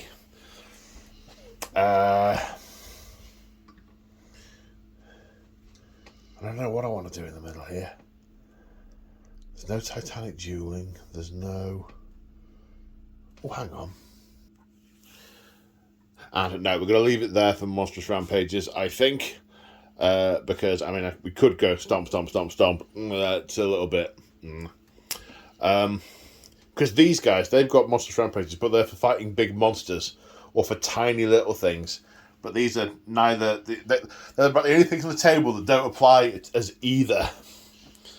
Okay, so I think we missed it out of the narration earlier, but there is now... We are maxed out on War energy. We have all the buffs, and the War is pregnant in the air. The slightest spark in the tinderbox will release the War energy, and the green power will flow. Speaking of flow, A bit random. Do we know where we're starting in the combat phase? Do you want to start with maybe the rock drums? I was thinking about starting with the main event of this particular combat phase. Oh, okay. Yeah, I guess that kind of makes sense. Yeah. I'll come over there then. So we're starting over here. War has been declared, so every Orruk on the battlefield is gaining an extra attack. This is going to hurt. This is going to really hurt. I hope. Well, quite. So we've just done the how many can go in, and the second rank, and the boss, and it's 25 attacks into Kragnos because of the War giving additional attacks. Hitting on 3s because of the War. The War. Is it the end of the turn the War energy all dissipates, or is it now spent? End of the turn. End of the phase. End of the phase. They're also getting +1 to wound because of the War energy as well. +1 to wound because they are savage Orruks that charged. But I thought +1 to wound had racked up on the table as well. No, +1 to hit, but not +1 to wound. So yeah, Basham is also in effect, so they're going to get +2 to wound. I know technically by the rules that they don't stack, but that's not the way we play here. So 25 attacks, hitting on 3s. If only there were proper bone splitters. 15 hits, wounding on 2s. 2 fails, so that's 13 hits. Any rend? None. None, okay. So that's 13 saves of 2+. 1 fails, ward save of 6. Such a joke.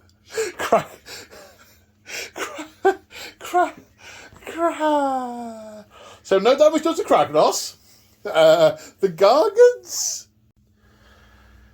Right, so 6 going into each Gargant. We're going to do 1 on the Gargant that's taken the 3 damage so far. So how many attacks did you say? 18. 18. Hit 3s and 2s again. Yeah. 12 hits, wounding on 2s. 11. No rend again? No rend. So 11 saves of 5+. Past 1. That's a dead Gargant. Timber, right. I'm going to win one of these. Well, to be fair, he's surrounded. Doesn't matter which way he falls, he's going to squish somebody. But I think he's going to fall that way. I think he's going to fall there. Within 3 inches. So that gets the Orruks, and the Orruk. Indeed. So D3 mortal wounds to the savage for 3. The bowsmaster, sorry. D3 to the knob for 1. He's dead. And He's only got 1 wound left. He's taken 2 damage. Yeah, he's got 3 wounds. The sorry, that guy. No, right, you're the knob. Beg your pardon. And the other one takes 2 damage. Yeah, he's dead. And then 6 Orruks attacking the remaining Gargants. 3s. 1. 14 hits. Oh, what was That's 10. Can't kill him. 10 saves for 5+. 2 saves. Have I rolled the right number dice? Yes, I have. He's taken 8 damage. Ouch. Okay, so now it's my turn to select. And I'm going over here for a couple of reasons. So I don't think we narrated it. I thought about doing it. I think I neglected to do it. At the start of the battle, in the hero phase, the War Chanter, you put Violent Fury on this unit, which means their damage has gone up to 2. They're now also, they've got the additional attack because of the War. So these are a very real threat. And the Gargants are stupid, but they're not stupid. They can see, they know that they're the more dangerous target. They're practically done with these. So the wounded one is dealing with these, and this other one has stepped round to the side and is now in range of that unit as well. They're stupid, but they're not crazy. Yes. So at the end of piling moves, we do try and stuff people in the back. which ironically, if I get one of these and stuff it in the bag, it'll debuff my attacks. So I'm not sure I want it to succeed, but that is what a bag is for. So 2 of these on 4+. Yes, 1 is in the bag. My stats now go away. And this guy... Yes! Another 1 in a bag for later. So a Bone Splitter and an Iron Jaw, both in the bag. So we just realised I can pick the model, and I've said in each case I'll take the nearest one, which just happened to be the unit boss for the Bone Splitters and this guy with the shield here. Although I am still going to be within the 2 inches to be able to attack. I might have taken myself out of the attack there, but thankfully not. Okay, so I'm going to do the 2 that are attacking the Ardboys, and yes, now they're down to 9, I don't get the extra point of damage. So I am not getting it this turn because it isn't applicable as opposed to me forgetting it. Yes. So 2 of them, including the Bull Stomper, are attacking here. So 5 attacks with massive clubs. Do I want to all-out attack? Yeah, I do. I want to all-out attack, baby. Do I want to all-out defense? I don't know. You're wiring. Does that really fit? Probably not, actually. No, they're going hell for leather into the attack, aren't they? So. Okay. Hitting on 2s. 1 miss. Wounding on 3s. 4 fail to wound. So that's 4 of them at 1 rend. 5's the save. And I get 6 at wards because of shields. 2 damage each. 2 damage each. Yeah. Nope. So that kills 3. And that will have to be the 3 with shields. Has to be 3 with shield, yeah. Now we're going to headbutt with those 2 on 4s. 1 hits. On a 3, yes, -3. Don't get save. Flat 4 damage. Ooh, so that's 2 dead. Wards. No wards because the shields have gone. All the shields have gone? Yep. Okay, 2 more dead then. And 2 mighty kicks on 2s. And 3s. No. Okay, so that's all the attacks against the Ardboys. The other Gargant against the Bone Splitters, he's taken 8 damage, so he only gets 2 massive club attacks, which both hit because of all that attack. 1 wounds, -1. So I don't get save. So 2 damage. Wards. Nope. No, so that kills 1. He's going to attempt an headbutt, which hits, doesn't wound, and then a mighty kick, which hits, doesn't wound. So they're done. So we should have done this at the start of the combat phase, but we got so excited over the Kragnos fight. We need to roll for the war beats of the war chanter. So you're attempting killer beats, yep, which would give everyone a +1 to hit the war stomper. Yep. Goes on a 3. Yes, so everyone attacking the war stomper gets +1. Is it all friendlies? Yes, because it's +1 to hit that guy. Yeah, but it's not just Iron Jaws. That's no all friendlies. Good-o. Okay, so now the big stabbers, yep, they will of course also get +1 attack each because of War. They're also getting the +1 to hit for the Wire energy, +1 for the thing you just did, and +1 to wound because of the Wire energy. So are they hitting on 2s, winning on 2s? Yeah. Yeah. With twice the number, with many more 8 attacks. 8 attacks. I've rolled a lot of 1 so far. So. I'll talk that up. Oh, 3-3 though, man. 3-3. As long as you don't get any more, don't get any more. Yeah. You didn't get any more. 5 at -2. -2. Okay, so 5 saves of 6+. No. 2 damage each? Yep. 10 damage. So that's... He's taken 19 damage so far. Okay, so I'm going to the War Stomper next. Now, in looking at the card, I realised I made a mistake in previous turns, but again, it's not applicable this turn. So I should have got a bonus to the Hurled Body ability, which is a bit like stuffing something in a bag, but I've not been rolling it because all the wounds and everything nearby have been too high. But you get a bonus to it, so I could have technically picked up a Troggoth and hurled it. but now I'm too injured to actually do that. So, yeah, okay. Right, I'm going to split my attacks. I'm going to put the Titanic Boulder Club and the Death Grip into the War Chanter, and I'm going to jump up and down on the Tragoths. That's so annoying. Why don't you just die?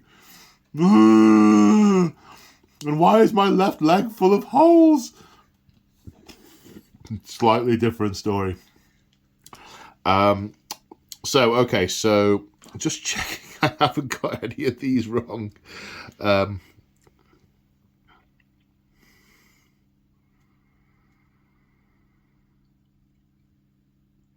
Yeah. That's fine.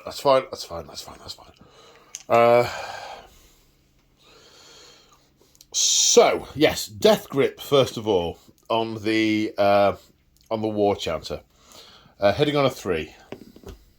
No. My Titanic Boulder Club.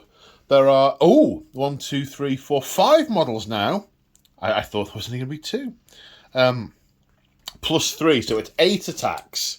Oh, I feel much more confident about this now. Ha-ta-da! Hitting on 3s. Ooh. Winning on 3s. Ooh. Titanic Boulder Club Rend of 2. 2 damage. 6 times. On the Trogoths? Nope. On the War Chanter. Splat. So 6s. I forgot that it was going to scale. 12 damage. Yeah, he's basically... Think of the cartoons where Tom gets knocked on the head and just plummets straight down to the ground with just his head showing. Because I thought, well, I'll only get 3 attacks on him because he's only one model. Because I thought, but of course, it's models within 3 inches, not the unit you're targeting. So, had I realised that, I think I'd have hit the Trogoths with it. But I didn't. Well, it's the same save profile if you want to change it. No. So he's... Ow. He's got a headache. And then 4 attacks, jumping up and down on the Trogoths. 4 hits. Hitting on 3 pluses. Wounding on 3 pluses. 3 wounds. -2. 6s. They are affected by the light of the bad moon. Did we narrate that it moved to the centre of the table? I can't remember. I don't think we did. It moved to the centre of the table, so the whole battlefield is under the effects of the light of the bad moon. Yeah. So again, it's back up to 5s. 2. D3. Will I get 1?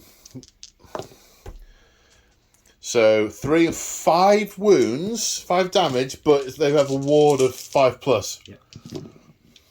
Oh! How? I think at this point it's frustrating for both of us because you're stopping Gordrak from charging. At least he's consistent. And I just can't seem to kill the things. Ah! Now it's the weird knob attacking. It is his finest hour. He's also coursing with wire energy and has extra attacks. And he's going crazy. He is all out attacking against this Gargan. So he is going to hit on 2s, wound on 2s, with 4 attacks. 4 attacks because he got +1 for wiring. Yeah. So, that was worth it. Definitely worth it. Worth it. It's his finest hour. Wounding on 2s. -1 rend. -1. Okay, so I'm saving on 6s. I've got 4 wounds left. And I pass 1. D3 damage. D3. For 3. Got 1 wound. Oh. Such a joke. I know. That's... The sad thing is that is his finest hour and it's not good enough.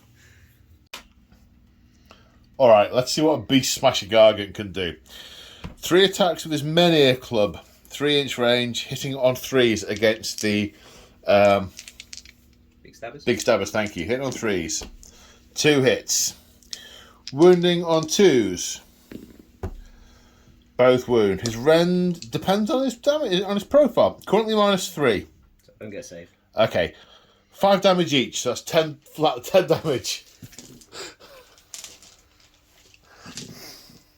I think you're going to get your wish about throwing the stabbies. I'm probably going to throw 2.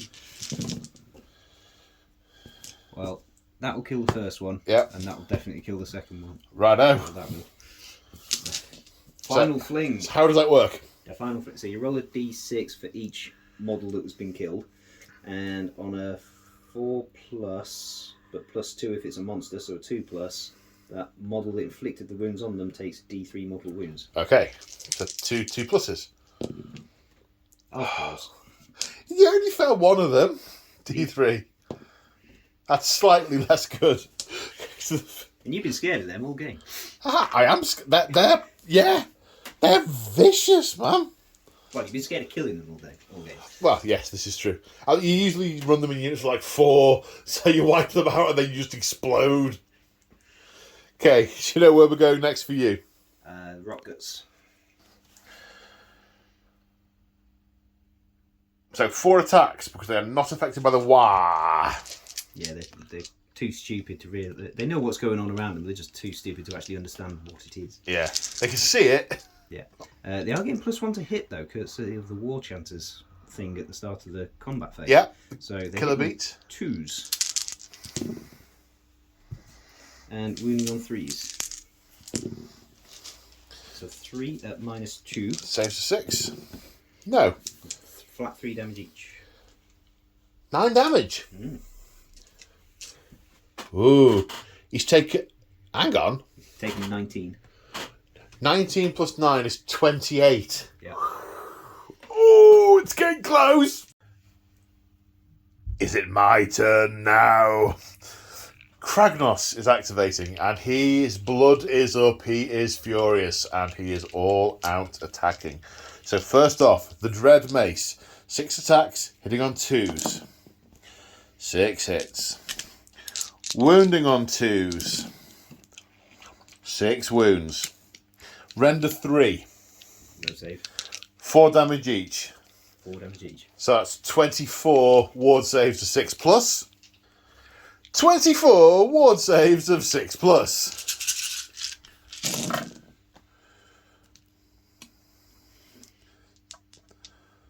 So that's 20 got through. That's 10 dead Orruks from that weapon. Yeah. There's more. Oh, yeah. Oh, okay. Yeah. That's 1 of 3 weapons. Now we have Tuskbreaker, the shield. He'll just backhand you with those. 3 attacks hitting on 2s because of all-out attack. I finally roll a 1. Wounding on 2s. Render 2 d3 damage twice. So 5 ward saves this time of 6+. Another 2 die. No, 1 of... Oh, yes, sorry. Another 2 die.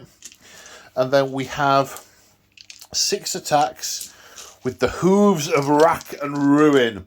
2s, because of all-out attack. 2s to wound. Oh. And then rend of 1. 2 damage each, that's 4 more ward saves. Rend of 1. Yes. So I get armor saves. Oh, you got to save 5+, have you? They do, yeah. Oh, right, Shields. okay. So was that 5? No. 2. 2. 2 saves for 6+. Nope. No. And then Then 4 ward saves because of 2 damage each. Drop dice don't count, reroll that. another 2. Another 2, so that's 12, 14. 14 in total. Which is 28 wounds dealt out by Kragnos. Yowzers. Kragnos is angry. Okay, activating the R, boys. And there's only 4 left, and I've seen the dice, and I'm terrified again. So 17 attacks because of the attacks on the profile plus the WA. Yep. They're going to hit on 3s because of the wire energy, and wound on 2s because of the wire energy. The 2 different rules are stacking up. They will, of course, go away at the end of this turn. They'll all reset. Yes. But, meep! Okay, so hitting on 3s. Okay. Yeah, that's pretty good. Wounding on 2s. Wounding on 2s. Yep. That's still pretty good. How much is that? That must come up. 11. 11. Okay. No rend. No rend. Okay. So no rend. So 11 saves to 5+. So okay, I saved a couple. That's good. I've saved. Come here, you. I've saved 3. So that's 8. 2 damage each is 16 damage. So 4 kills that guy. Timber. 4 kills that guy. And then 16 minus 4 is 12. Then kills that guy. So 2 timbers. Let's timber off for this guy.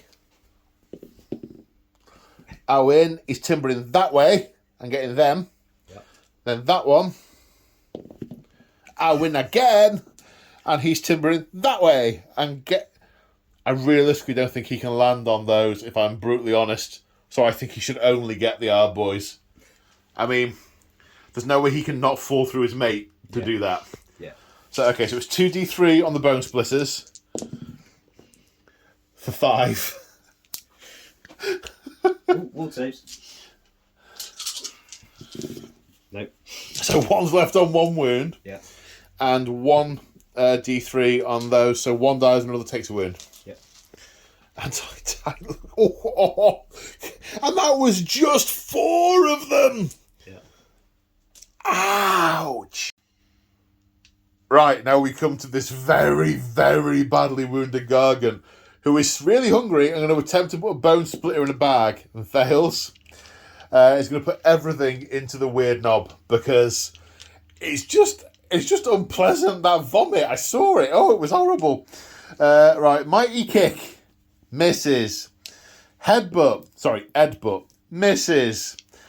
Massive club. Hits. Winning on a 3. -1 rend. -1 rend. Cancelled out by his finest hour. Okay. 5 up save. Nope. 2 damage. 2 damage. Taking up to 5. He's got 1 wound left. Oh, yeah, starts with 6. Yeah. Right then. And I think then that just leaves one poor little maniac over here who's holding in his organs to fight this guy.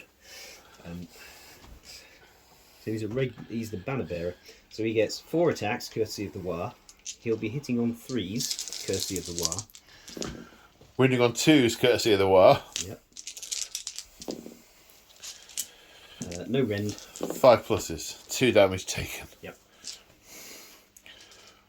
Right. We are, however, into battle shock. Yep.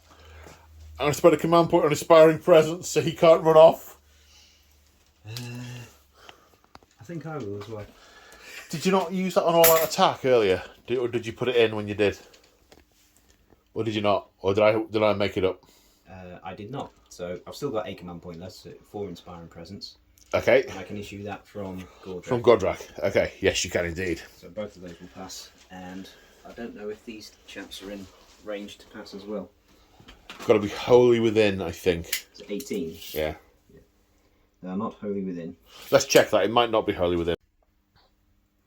So, Battle Shock's phase. I'm using Inspiring Presence on this guy. He's the unit leader. And in fact, he would be in range of the general anyway, so he can have Inspiring Presence. He's going nowhere.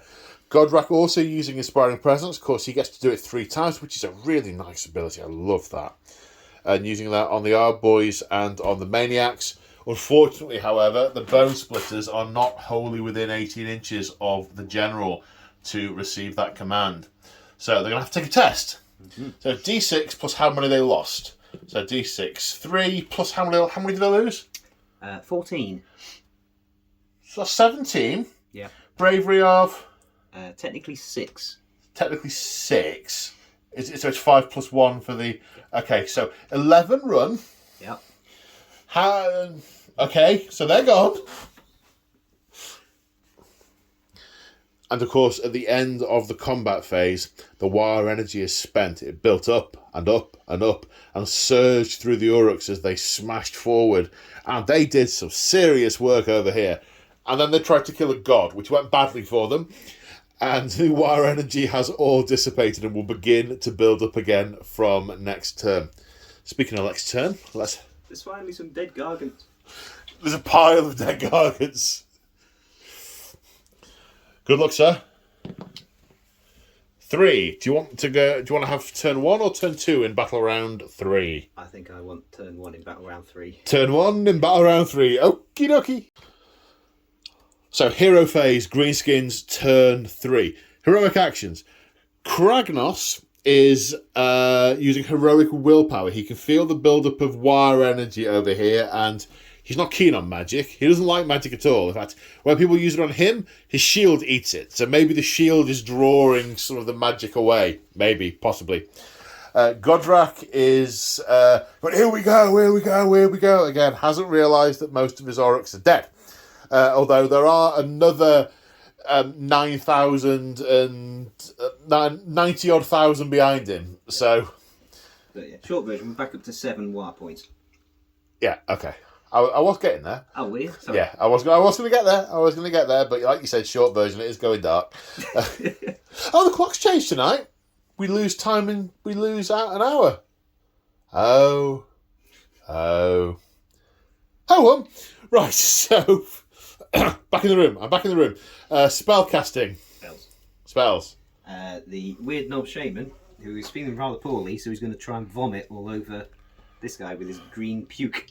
Green puke. Yeah. Casting value of 6. So it's cast, and I'm not beating that. Nope. So again, draw. You're going to draw the line. Okay. 6 inches. Does the line touch Kragnos? I don't think it does. If I want to get the gargant as well. No, it doesn't. It's nowhere near him. Probably for the best. Yeah. And he's going to suffer D3 mortal wounds. Oh no!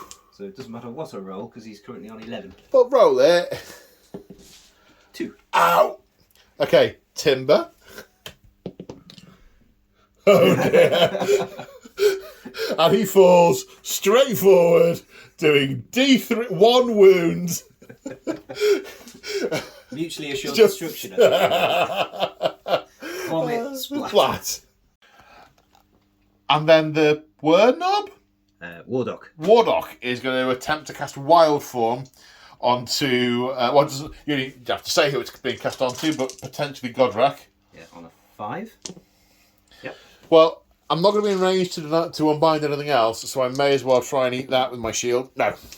So Gordrak is Wild Form, +2 to... Charges.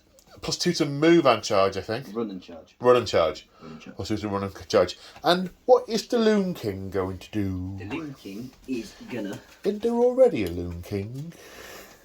Spot the reference. Damn... Where's it gone? Wait. Fangs of the Bad Moon. So, casting on a 3, but he gets +1. So that's a 12. Yeah. God, you're going to kill a Mega Gargan. He's going to try... He's aiming for that lad. Yeah. Which is... roll 12 dice. And a 3 up does a mortal wound. Oh!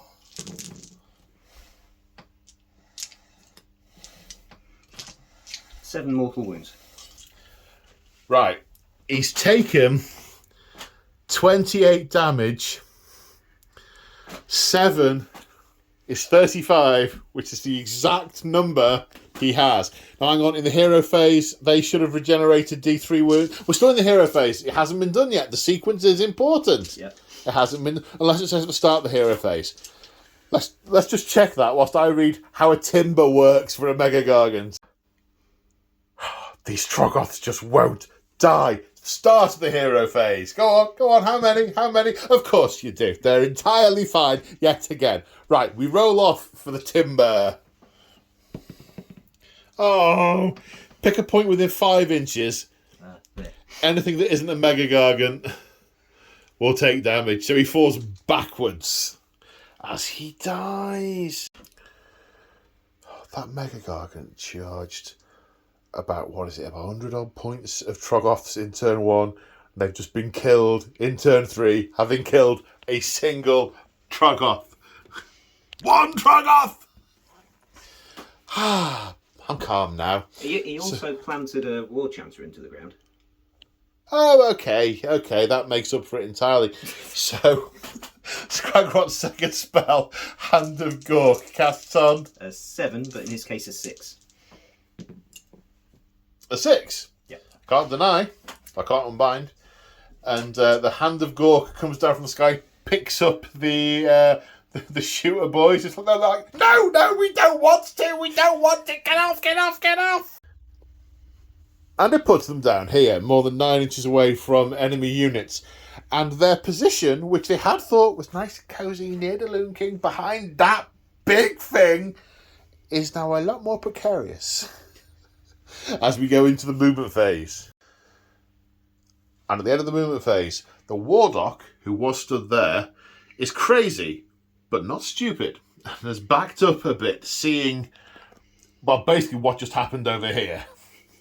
The Troggoths have been bellowed at to get out of the way, and they're like, all right, it's charming, I just wander over here to the right. I mean, what's wrong? Where did Jeremy go? I'm sure there was 3 of us a minute ago. It's like, oh, don't worry about Jeremy. And and Gordrak has got as close as he can to the Beast Smasher Gargan. It's interesting because the Beast Smasher Gargan is designed to do horrible things to big monsters. These are stay where they is. They stay put. And these grots are shuffled forward a little bit to kind of like make an effort and stuff. Make it look like there's making an effort and stuff. Yeah. So there is some shooting to do. There are in fact 3 shooting units that all have targets. So where are we starting? Start with the grots. Okay. 40 shots, grots. Indeed, 40 shot grots. I need my card. Slight change of plan. Gordrak and the Rock Guts have only got 1 target, so they're going to fire first. Then decisions can be made with these afterwards. So the 2 Troggoths, effectively the net result is 4+ on each one. It does a mortal wound. Yeah, 2 dice, 4 up. 2 mortal wounds. So 2 mortal wounds, up to 3 damage. Right, the lung bursting, organ bursting roar. Inward bursting roar. Inward bursting roar. I'm sure it used to be called an inward bursting bellow in 2nd edition. Anyway. Or maybe it's bellow on the General Maw Crusher one, the Mega Boss. Could well be. So 6 attacks, 2s. And then 3s.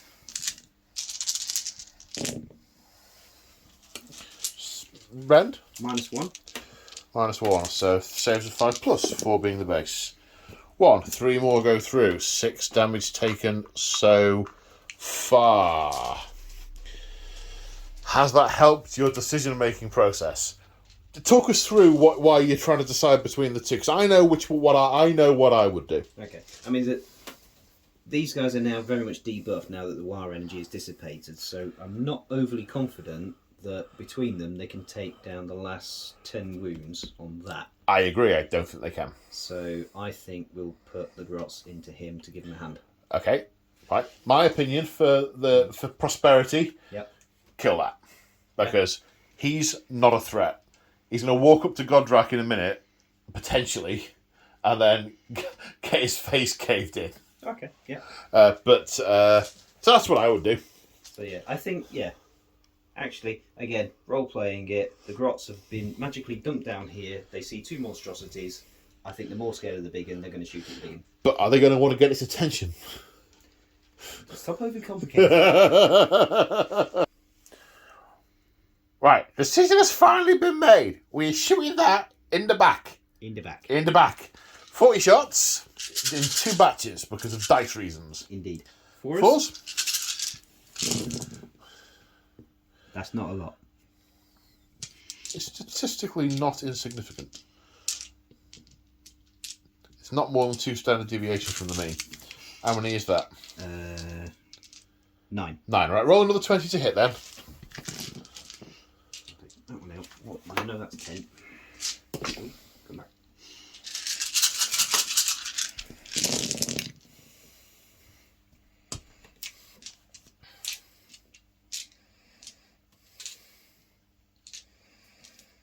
That's another 10, so 19 hits. 19 hits. Almost perfectly statistically average. Yep. Wounding on 5s. You should get about 6. Indeed, do you get 6? 6, okay. Anybody think it's something like a law of averages or something? I know. Ironically, the larger sample sizes are more reliable, so lowering... That was a rabbit hole there. It was a rabbit hole. Saving on force. 2 saves. 4 more damage. 10 taken in total. Ironically, this is one of the Gargants that the model doesn't have lots of little arrows sticking in him.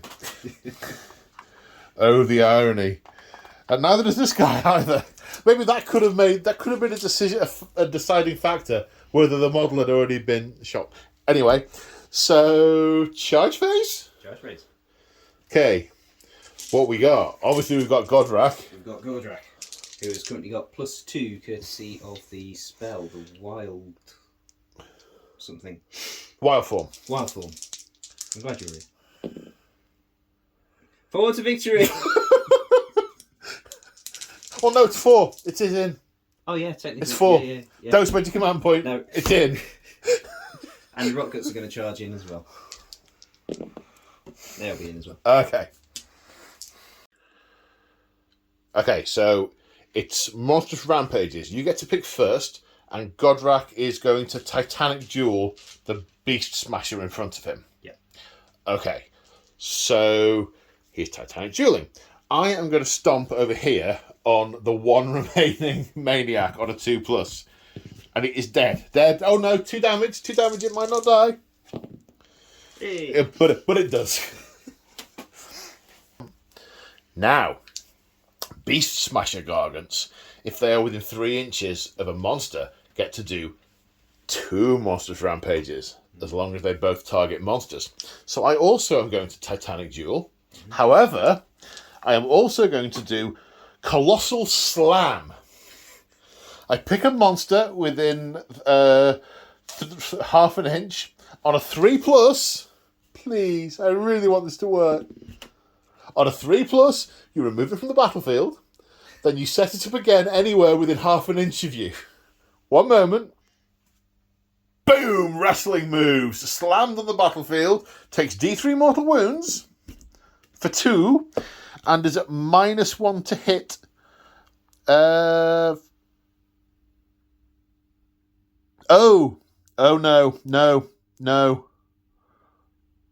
no. So I've made myself -1 to hit. I think. Hang on, let me reread this. I may have made a mistake. Yes, I've made myself -1 to hit. Okay, unsurprisingly, Gordrak is being activated first. So he's got 2 weapons, Cunning and Smasher. Yep. Is it Cunning and Smasher? Have we got that right? Yeah, Cunning and Smasher. Okay, which one are we doing first? Smasher. Okay, it's got special rules on Smasher. Yeah. So you roll to hit as normal, which is 5 attacks hitting on 2s. Yep. Everything hits. Hurrah. And then wounding on 3s, but 4+ is 2 mortal wounds against a hero that's not a wizard. And it is a hero. So that's 6 mortal wounds. 6 mortal wounds. And those 2 do not wound. Okay, so that's another 6 damage. He's taken 10. Yep. Then we've got 5 attacks from 10 Cunning. already, sorry, 16. Yep. 5 attacks from Cunning. Hitting on 2s. And wounding on 3s. Yep. And if he was a wizard, those would have done the same thing. But he's Right, but he's not. Rend? Rend of -1. -1, so saves of 5. No. 2 damage each. So it's another 6 damage. 22 wounds taken so far. Yeah. And then 9 attacks from Big Teeth's Mighty Fists and Tail. Oh. Hitting on 2s, courtesy of the Titanic Duel. And wounding on 3s.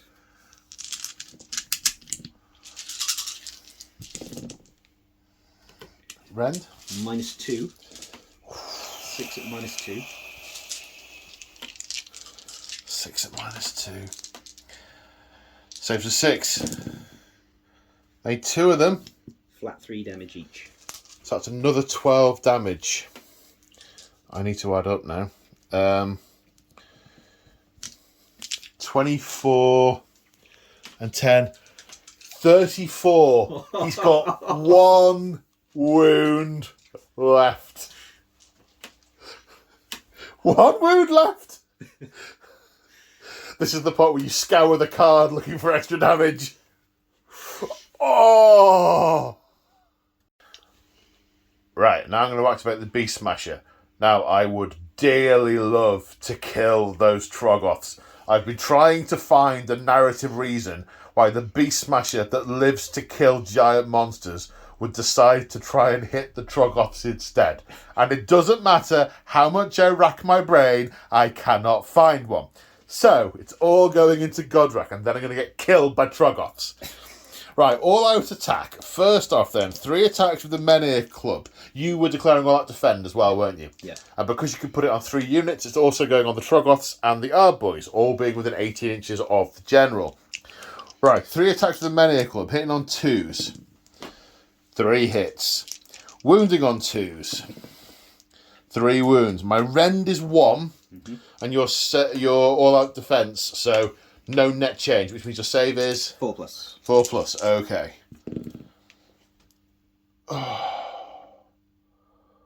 Oh, that's 15 wounds you just saved. Jolly good. Okay, so we'll try the Death Grip. Hitting on a 2. Yes. Wounding on a 2. Rend of 2. So I need a 5. Okay, you were saving all the dice for this moment. Good. And then the Almighty Stomp. Because I have the Super Calloused Feet, or whatever the relic was. Supercalifragilistic. Supercallous Feet. I'm going to have to look up the proper name now. Yeah, it was Extra Calloused Feet, which increases the attacks, increases the rend, and increases the damage. So, 3 attacks rather than 2. Hitting on 2s because of all that attack. 2 hits. Wounding on 2s. 2 at rend 3 now. Ooh. So 6s. Yes. Oh, 3 damage. 3 damage. So he's taking 5. 5 in total. Okay. And then, did I already roll the Death Grip? No. No. Death Grip. 2s. 2s to wound. Yes. 2 rend. So saving on 5. Okay, because he is the beast-breaking strike... Oh, no, wrong one. Death Grip, I can roll 2 dice and pick either result for the damage, which is d6.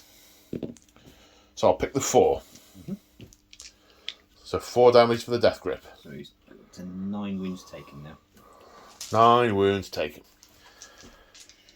Go on then, hit me with Troggoths. Unless you want to come here first, actually. That's probably a good thought, yeah. Yeah. Okay, so over here next, 10 attacks, hitting on 4s, winning on 3s. Yeah. They're not as bad as they were last turn. I'm going to spend a command point on all that attack. Okay. So, It's your last one. yeah, 3s and 3s. Work for me once. 7 saves at no rend. 7 saves, no rend. Saving on 5s. 6 get through. Puts him to 8 damage taken. Right, he may as well attack back. So with his... He's going to try and put one of you in a bag, which he fails to do. Massive club on 8 damage taken is 2 attacks. 2 hits. 1 wound, -1. 5 up save. Nope. 2 damage. So that will kill the one that's wounded. And pass it along. Yeah, put it on the drummer. Yeah, okay. It's always when the camera's on, isn't it? Yeah. Then attempted headbutt, which hits. And wounds, -3. Ooh, don't get saved. My current damage, only 2 damage. So, passes it along. And then a mighty kick, which hits. And wounds, -2. Need a 6. Like that. Oh! I'm going to stomp on him next turn. Oh, I forgot they had all that defence. But hey ho, we've done it now. Oh. Right, hang about.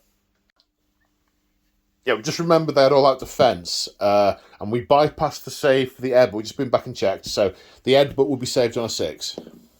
No. Which it isn't. So we're good. Yep. We're good. And now it's the turn of the Troggoths. 4 attacks. 3s and 3s.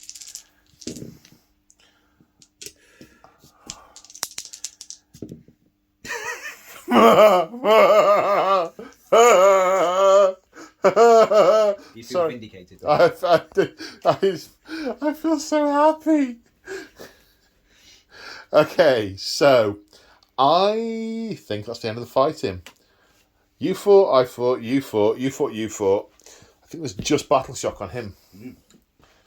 So I lost 2. 2 died. They do have +1 for the realm rules. Yep, so his bravery 6. 4 and 2 is 6, so they're good. They're good. Right, now it's Kragnos' turn 3? Yeah. Is it my turn 3? Is that all it is? Yeah. Wow. Okay, hero phase. Beast Smasher, finest hour. Gordrak, finest hour. Time to move. And Kragnos has moved. He has sensed the alpha of this war party and is charging in for the kill. That's movement done. But just before we get to charging, he's going to throw a rock at this hard boy on a 4. Yeah, on a 3. Yes! -1. Need a 5. Nope. D3. Drops a rock on the hard boy. Woohoo! I don't know why that makes me so happy. Okay, so we're in the charge phase. He can now charge these grots. Needs an 11. That's an 11.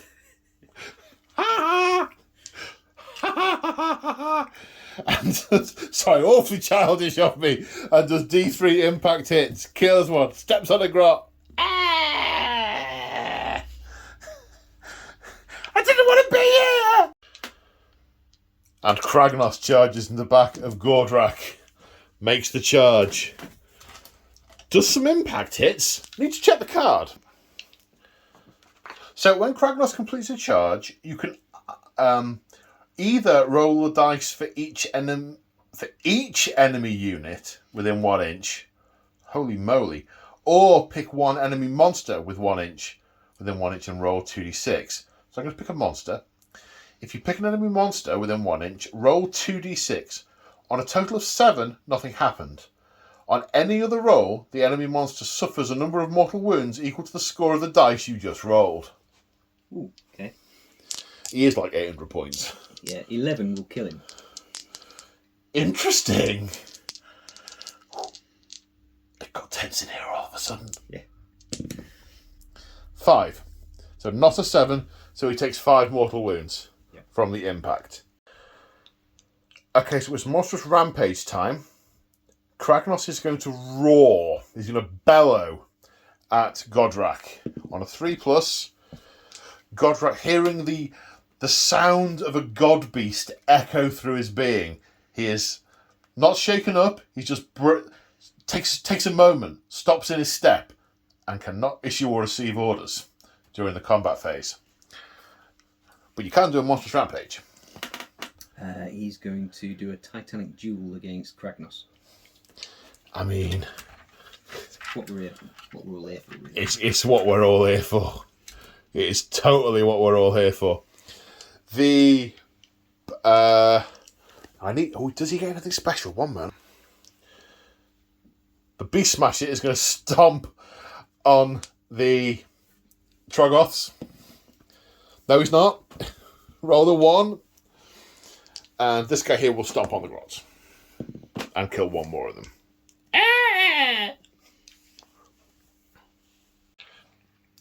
So, probably no surprise to anyone that I'm going to select Kragnos to attack. Okay. He's going to all-out attack. Yeah. It's very much what he's doing. Gordrak is going to all-out defend. He cannot. He Oh, no, was he can't. roared Yeah, at. he was roared at, yeah. He was very much roared at. It's a good thing it's his finest hour then, really, isn't it? Yes, that's definitely a plus. So, first with the Dread Mace. 6 attacks, hitting on 2s. 5 hits. Wounding on 2s. 4 wounds. Rend of 3. Ooh, so I get 6s to save. 4 damage each. 16 damage. Yeah, he's already taken 16. He's only got 20 in the first place. He is an ex-Gordrak. He has ceased to be. And that is where the game ends. Because one of the victory conditions major victory if either one of them kills the other. I wanted to kill the Gargan with the Trogoths. Sadly, the game has ended. Okay, so yes, the game has ended, and yes, it's a major victory. However, as you said, what the boys and girls all want to see is what happens with the Trogoths. So, go on. 4 attacks with the Trogoths against the Beast Smasher. They can't. They haven't got a leader. So 3 hits. Wounding on 3s.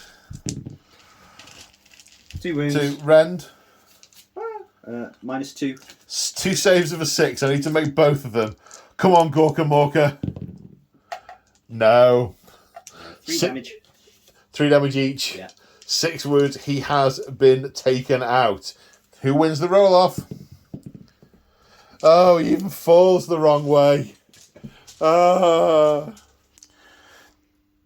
in the same vein, we're going to see what happens over here. So only 2 attacks with the massive club. 1 hit, winning on a 3. -1, which goes through their armor. Yep. However, I get an extra point of damage because they're a large mob, so that kills 3. Then I headbutt the ground, apparently. Yeah, and -3, so that kills another 2. How do you headbutt the ground in front of you? And then Mighty Kick. No, don't Mighty Kick. 8 attacks, 5s and 5s. Can you do 4 to kill a Gargant? No, you can't. Ow.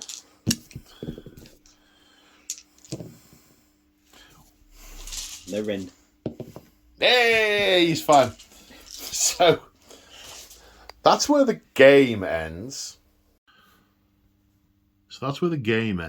But not where the story ends. The galloping god was pounded through the press, its hooves flattening armoured Orruks left and right. Crackling green energy cascaded across its shield as Gordrak's shamans hurled spells and hexes at the creature to no effect. A knot of Trogoths, too stupid to read the odds, piled in towards it. One landed a solid blow before they were all burst like sacks of vomit by the creature's nobbled mace. In the beast's wake, the earth itself broke apart, plumes of dust and pools of gore showing the messy red path of its progress. As the god thing rounded a pillar of rock, Gordrak kicked Big Teeth into a charge. Both combatants gave their war cry. Gordrak's was taken up by 100,000 green-skinned throats. The Titan's was loud enough to drown them out, tumbling the edges of the chasm to crush hundreds of Orruks below. Scragrok felt a manic grin peel back his lips, half in nervousness, half in sheer glee at seeing the 2 giants of war fight face to face. The monstrosity attacked first, its great mace swinging towards Big Teeth's head. The scaly Behemat deflected the blow on instinct and got a broken wing for its trouble. Gordrak roared in savage battlelust as his foe had struck. He leapt to grab its arm like some armoured gorilla, swinging upwards and away from Big Teeth. Gordrak hacked at the Titan's wrist with his green glowing chopper, laughing madly. Big Teeth lunged, jaws open, to sink its spade-like fangs deep into the godthing's chest. The beast roared in pain as it brought the rim of its shield down hard onto Big Teeth's skull, but the Morcrus's jaws were locked tight. Again the shield cracked down. Still, Big Teeth did not yield. The Titan, unable to dislodge either Gordrak or his steed, brought the Orruk in closer, its jaws open wide. The fist of Gork shoved his other axe in the creature's mouth, breaking teeth and slashing its tongue in a spurt of bright red. As the beast spat out the axe, he climbed onto its shoulder and headbutted his foe right between the eyes with a dull thump of bone. The great centaur reeled in surprise. Sensing an opening, Big Teeth released its jaws, lunging again for a killing bite. It was a critical mistake. The beast god swung its shield arm out, backhanding Big Teeth away and slamming its mace into the Maw-Crusher's chest with a 1-2 strike. The scaly monster was crushed against a huge spire of rock, the anvil to the Titan's hammer blow, and the entire edifice came down as a tumble of boulders, crashing onto the three combatants with a deep rumble. Big Teeth was buried in an instant. Even the centaur went down hard. Gordrak rolled away, bloodied and bruised in a clatter of iron. The Titan was the first to recover, getting half up with a tooth-loosening roar of indignation to stamp towards the fallen fist of Gork. Skragrott watched, the fierce energy of battle coursing around his mind as Big Teeth shook himself free of the rock and muscled forward, broken but angry. The centaur kicked out with its hind hooves, clipping the side of the great beast's temple. Maw-Crusher shuddered and was still. Gordrak stood, defiant, his last remaining axe held loosely in one hand as a shadow of the vengeful god fell across him. Skragrott had enjoyed the fight, but he had invested too much in his fragile alliance with Gordrak for him to be squished into a paste. A scream forced its way from the back of the grot's throat as he flung his arms skyward, just as the bad moon flickered and pulsed high above. Tooth-shaped fangs of rocks hurled down from the dimming skies, thundering into the Donsian earth like a palisade barrier in front of the beast god. It paused, staring down balefully at the Orruk before it. Then it turned to look straight at the leering moon. A long moment stretched out. Skragrott felt like he had aged a year as the world held its breath. Then the Titan grunted, debris cascading down its shoulders, and it started to walk north towards the coast of Tusks. After a while, the god thing turned back and looked at Gordrak. Holding the Orruk's gaze, it pointed at that massive, awful mace in the direction of Excelsis and turned away, beginning the long climb out of Carcass Dance. "You heard him, lads!"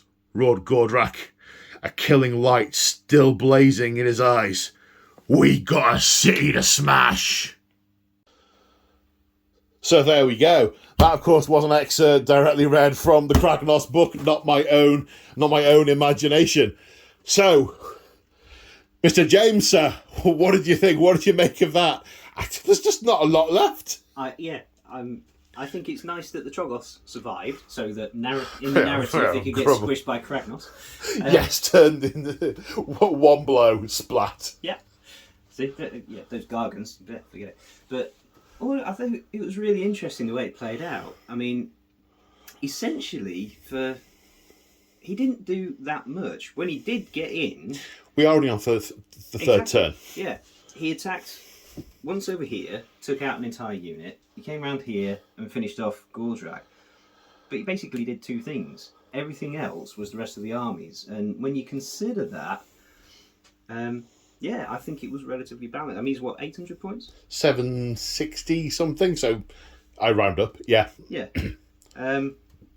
Equally, Gordrak, he only did one thing, but yeah. One thing? That's it. Well, we both deliberately didn't put them front and centre, otherwise, with the victory conditions, the game would have just ended straight away, and neither of us wanted that. We wanted the armies to clash, to grind against each other, and then the fight to occur. And it played out nicely. We didn't contrive it. We did the setup, and then each turn we said, what do we think they're going to do and why? Yeah. And then they did it. Yeah. And it was like, Gordrak was very much penned in. Model-wise, it's a really difficult model to play with. Because of that base. Yeah. I mean, it's bigger even than the Mega Gargants. Yeah. And I've got a Mega Boss on a Maw-Crusher, and if you don't put him at the front, he gets penned in like that. But if you put him at the front and you overextend him, he gets taken down relatively easily. So yeah, it's difficult to. I've yet to find a way to play with a Mega Boss on a Maw-Crusher. But game-wise, it was so much fun. Absolutely It was this was a riot. Yeah. Like I said, Kragnos didn't do very much. He didn't get attacked very much either. There wasn't any range really in this army. and you only hit him with one unit, and it was a battle line unit. So he shrugged a lot of it. It would have been a very different story. Yes. If we'd had some more elite stuff getting to him. Yeah. But 2+ save, man. Yeah. 2+ save in AOS is just, yeah. Unless you got rend, and very few things in the bow splitters get rend. But I wanted, again, you and I are both very narrative players. So when I was putting the army together, I wanted to have a little bit of everything because that's what the army is supposed to represent. So I didn't want to go too heavy one thing or another. And equally, when I built my my Mega Gargant army, I didn't want it to just be a Mega Gargant army because I think it's quite dull just to have half. I wanted lots of little ones running around, and they did well. They did work, far more work than either of these two. Yeah. No, that was a lot of fun. A lot of fun. There was a point I was going to make. I can't remember where it was now. You talk, I'll think. Okay. So yes, this is the this is the end of chapter 1 of the Siege of Excelsis. Kragnos' horde has formed and is now heading in the direction of Excelsis. We're going to have a break for a few weeks in terms of bat reps. We're going back to doing a bit of 40k for a few weeks, but then we will be back with the start of chapter 2 in Excelsis itself. You remember the thing? I have. My favourite moment of the game was when the weird knob shaman did his green puke onto that badly wounded Gargant, killed it, but he fell forward onto him. Yeah, it's like, I didn't think that through. Splat. Yeah, the mutually assured. That's the highlight of the game for me. Yeah, I just love the way the fight between the two of them played out. I was very conscious of the fact that we might end up just headbutting each other to death in turn 1, and it's like, oh, all right, pub.